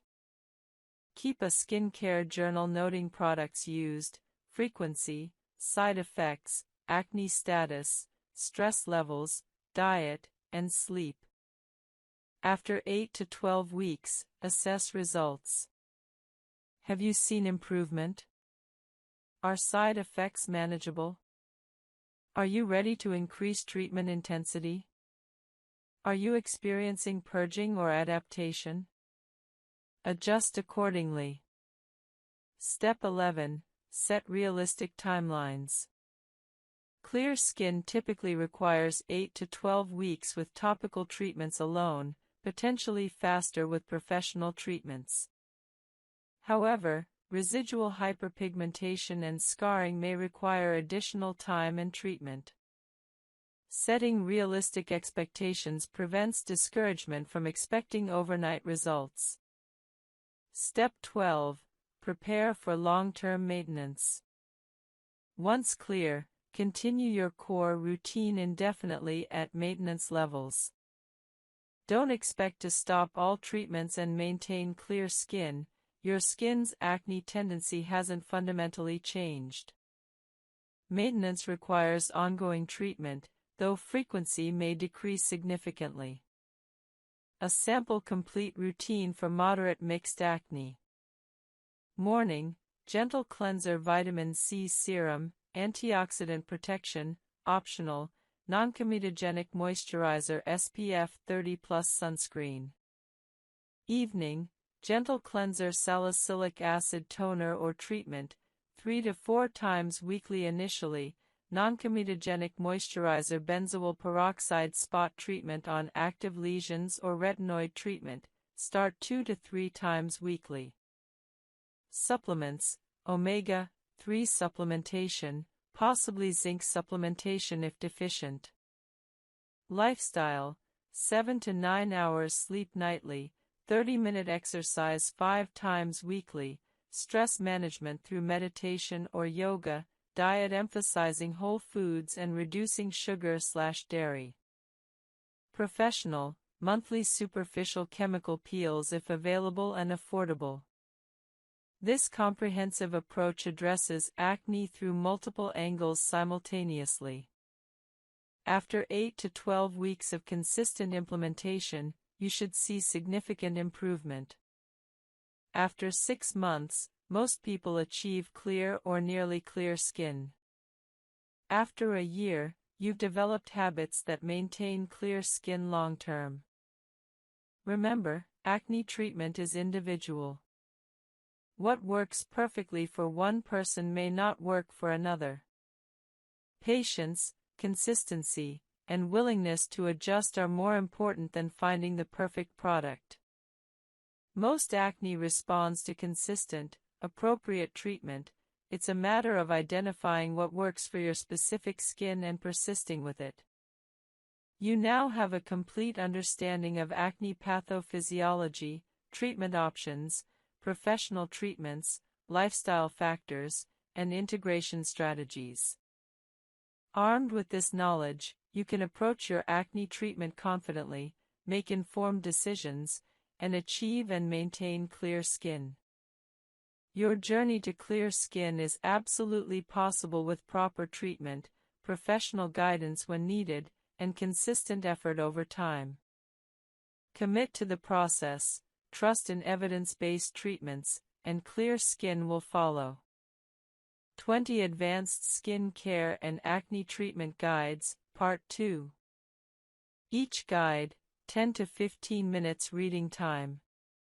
Guide 21, Isotretinoin, Accutane, the definitive acne treatment for severe and resistant cases. Isotretinoin, commonly known by its former brand name Accutane, represents the most powerful acne treatment available.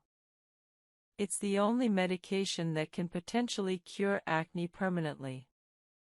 However, its serious potential side effects mean it's reserved for severe, treatment-resistant acne and requires careful medical supervision.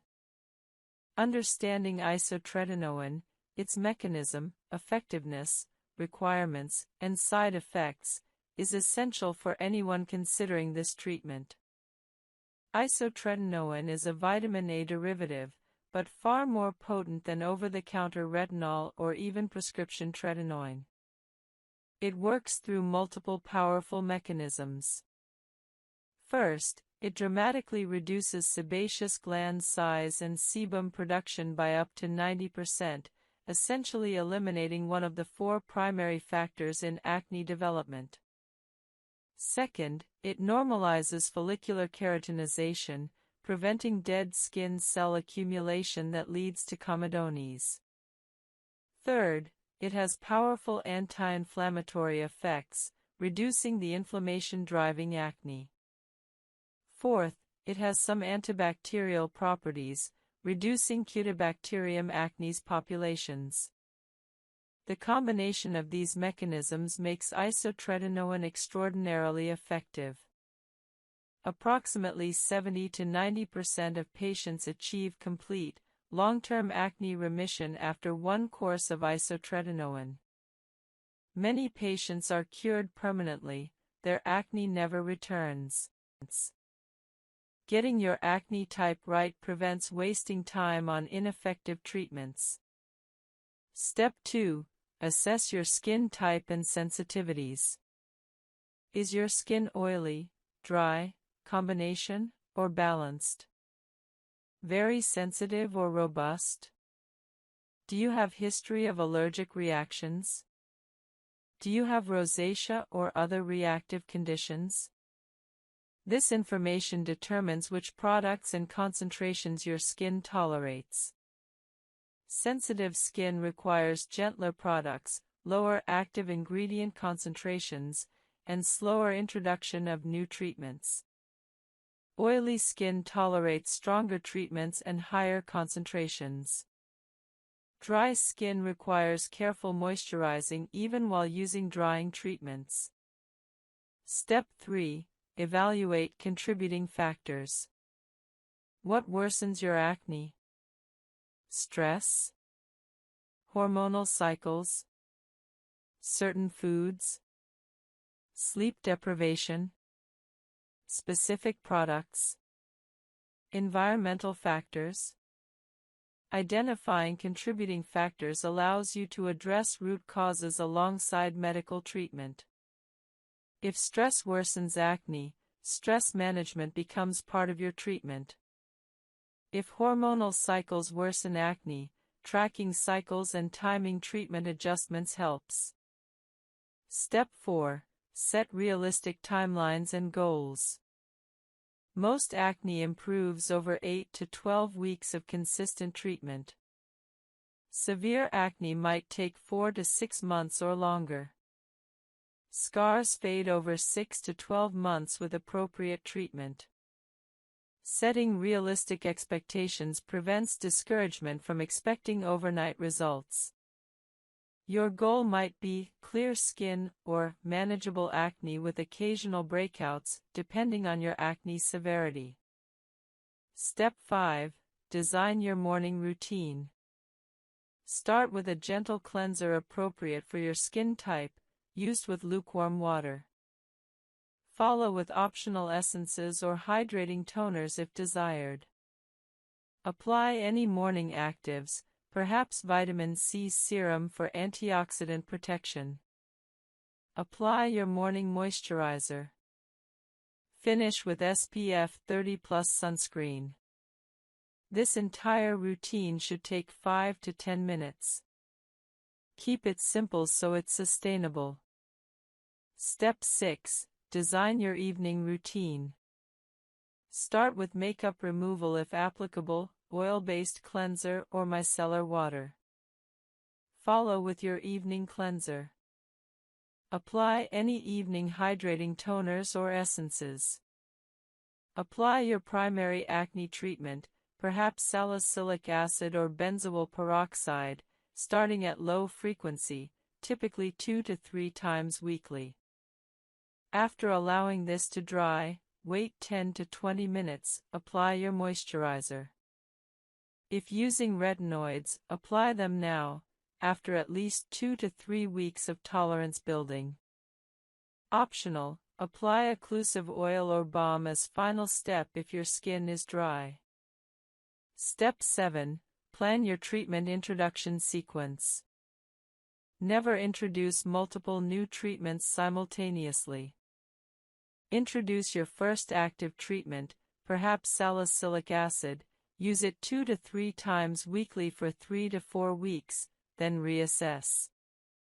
If tolerating well and seeing some improvement, after 4 weeks consider introducing a second active, perhaps benzoyl peroxide on different days/times. Build your routine gradually over 8 to 12 weeks. This patience is rewarded with better long-term results than aggressive starting. Step 8. Plan adjustments based on response. After 8 to 12 weeks of consistent treatment, reassess. Is acne improving? Are side effects manageable? Do you need to increase treatment intensity?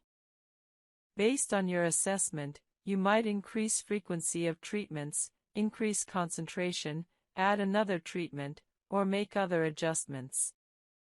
However, only adjust one variable at a time so you know what caused any changes. Step 9. Incorporate lifestyle factors. Alongside your skincare routine, implement dietary changes, reduce sugar, increase antioxidants, perhaps reduce dairy. Prioritize sleep, 7 to 9 hours nightly. Implement stress management, meditation, exercise, or your preferred method. These factors take 4 to 8 weeks to show skin effects but provide significant benefits. Step 10. Plan professional treatments if appropriate. If after 12 weeks of diligent home care your acne hasn't adequately improved, consider professional treatments like chemical peels, laser, or blue light therapy. Monthly professional treatments combined with home care often produce better results than home care alone for moderate to severe acne. Step 11. Plan long-term maintenance. Once your acne clears, identify which treatments were essential for your success and continue them at maintenance levels. Your maintenance routine might be simpler than your treatment routine, perhaps just retinoid at night and sunscreen during the day, but it should continue indefinitely to prevent acne recurrence. Step 12. Build flexibility for adjustments. Your perfect routine isn't static. Seasonal changes, life stress changes, hormonal cycles, and other factors might necessitate routine adjustments. Have a plan for intensifying treatment during high-risk times, increased stress, menstrual cycle high-risk phase. Be willing to adjust your routine based on your skin's response rather than rigidly sticking to something not working. A sample personalized routine for moderate inflammatory acne might look like: morning, gentle cleanser niacinamide serum, optional, lightweight moisturizer SPF 30+ sunscreen. Evening, makeup removal if applicable, gentle cleanser hydrating toner/essence, optional, benzoyl peroxide 2.5%, 3 to 4 times weekly initially, moisturizer optional, retinoid, starting 2 to 3 times weekly after tolerance built. Lifestyle: 7 to 9 hours sleep, 30 minutes exercise 5 times weekly. Stress management: diet emphasizing whole foods with reduced sugar. Professional: monthly superficial chemical peels if available. Timeline: 8 to 12 weeks for significant improvement, 6 months for near-complete clarity. This framework is meant as guidance, not prescription. Your perfect routine will be unique to your specific acne type, skin characteristics, lifestyle, and preferences.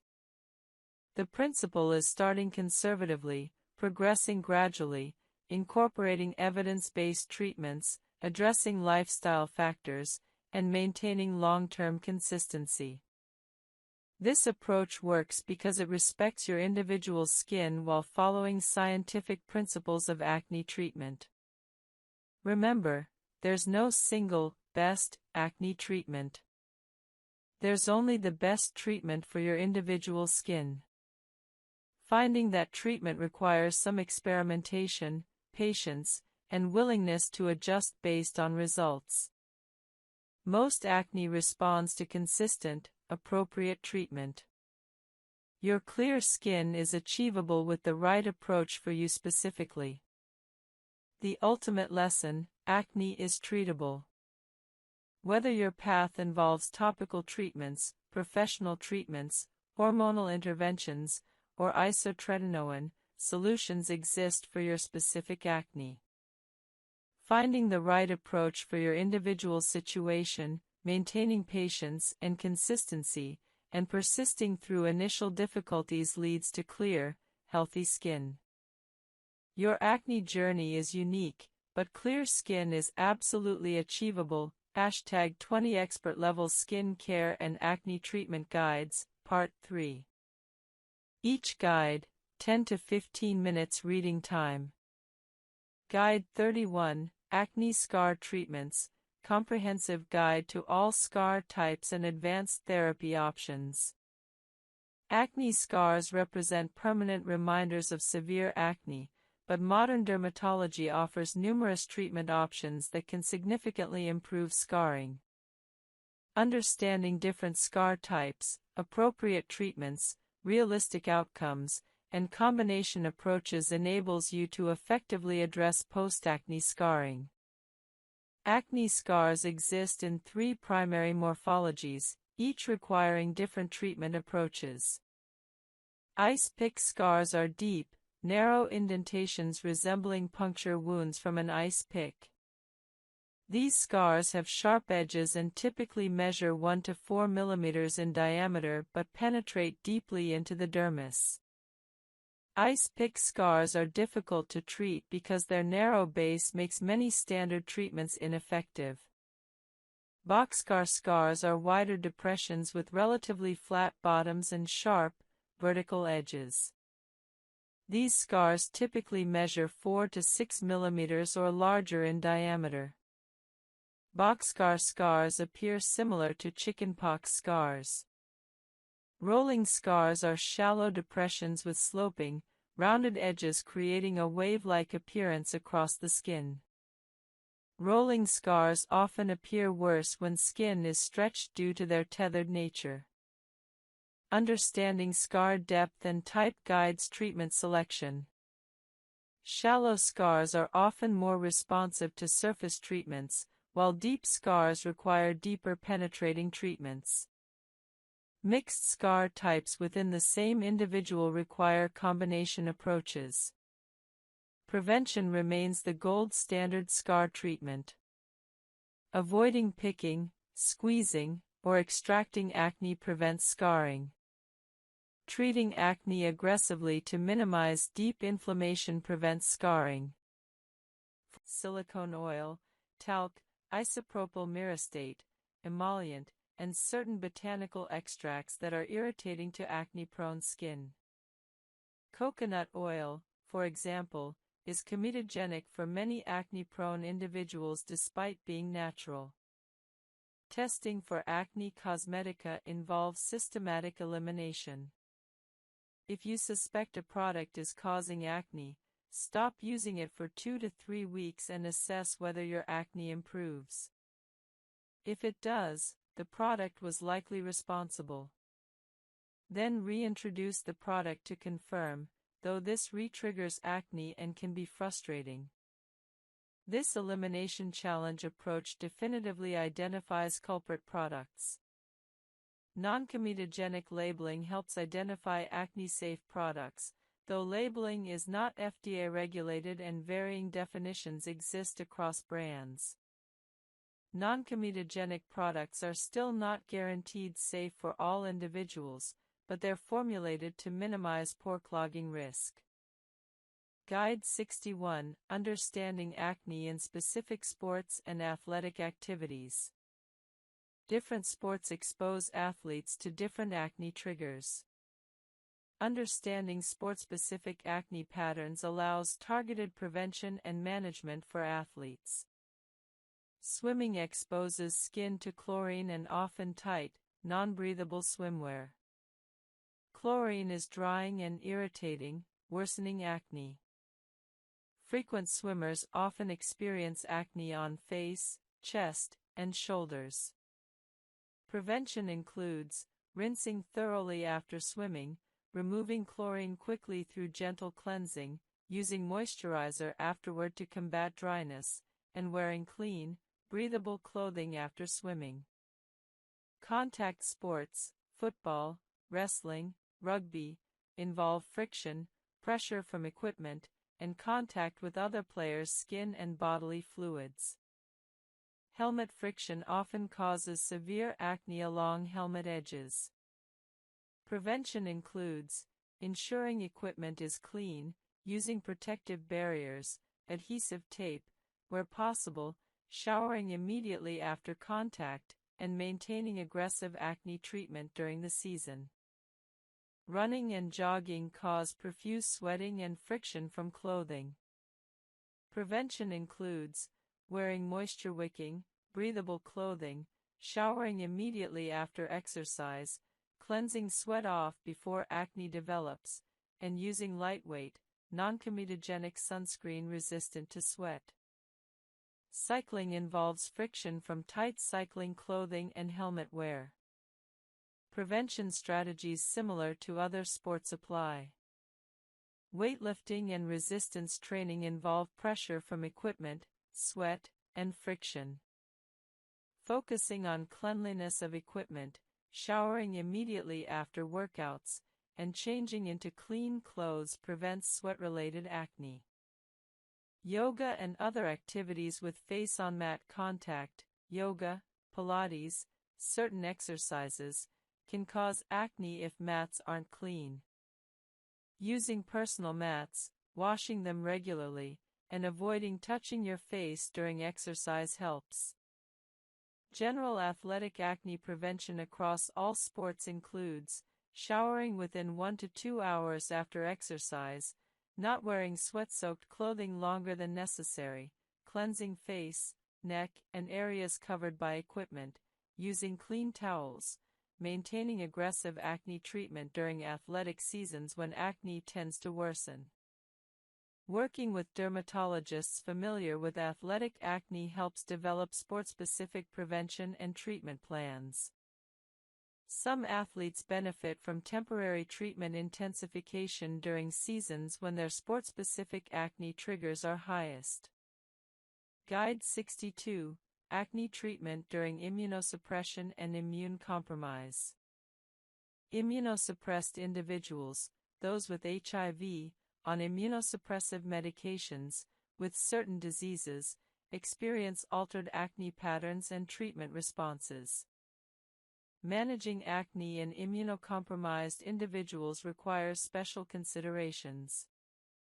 Severe acne with unusual presentations can indicate immune compromise in some contexts.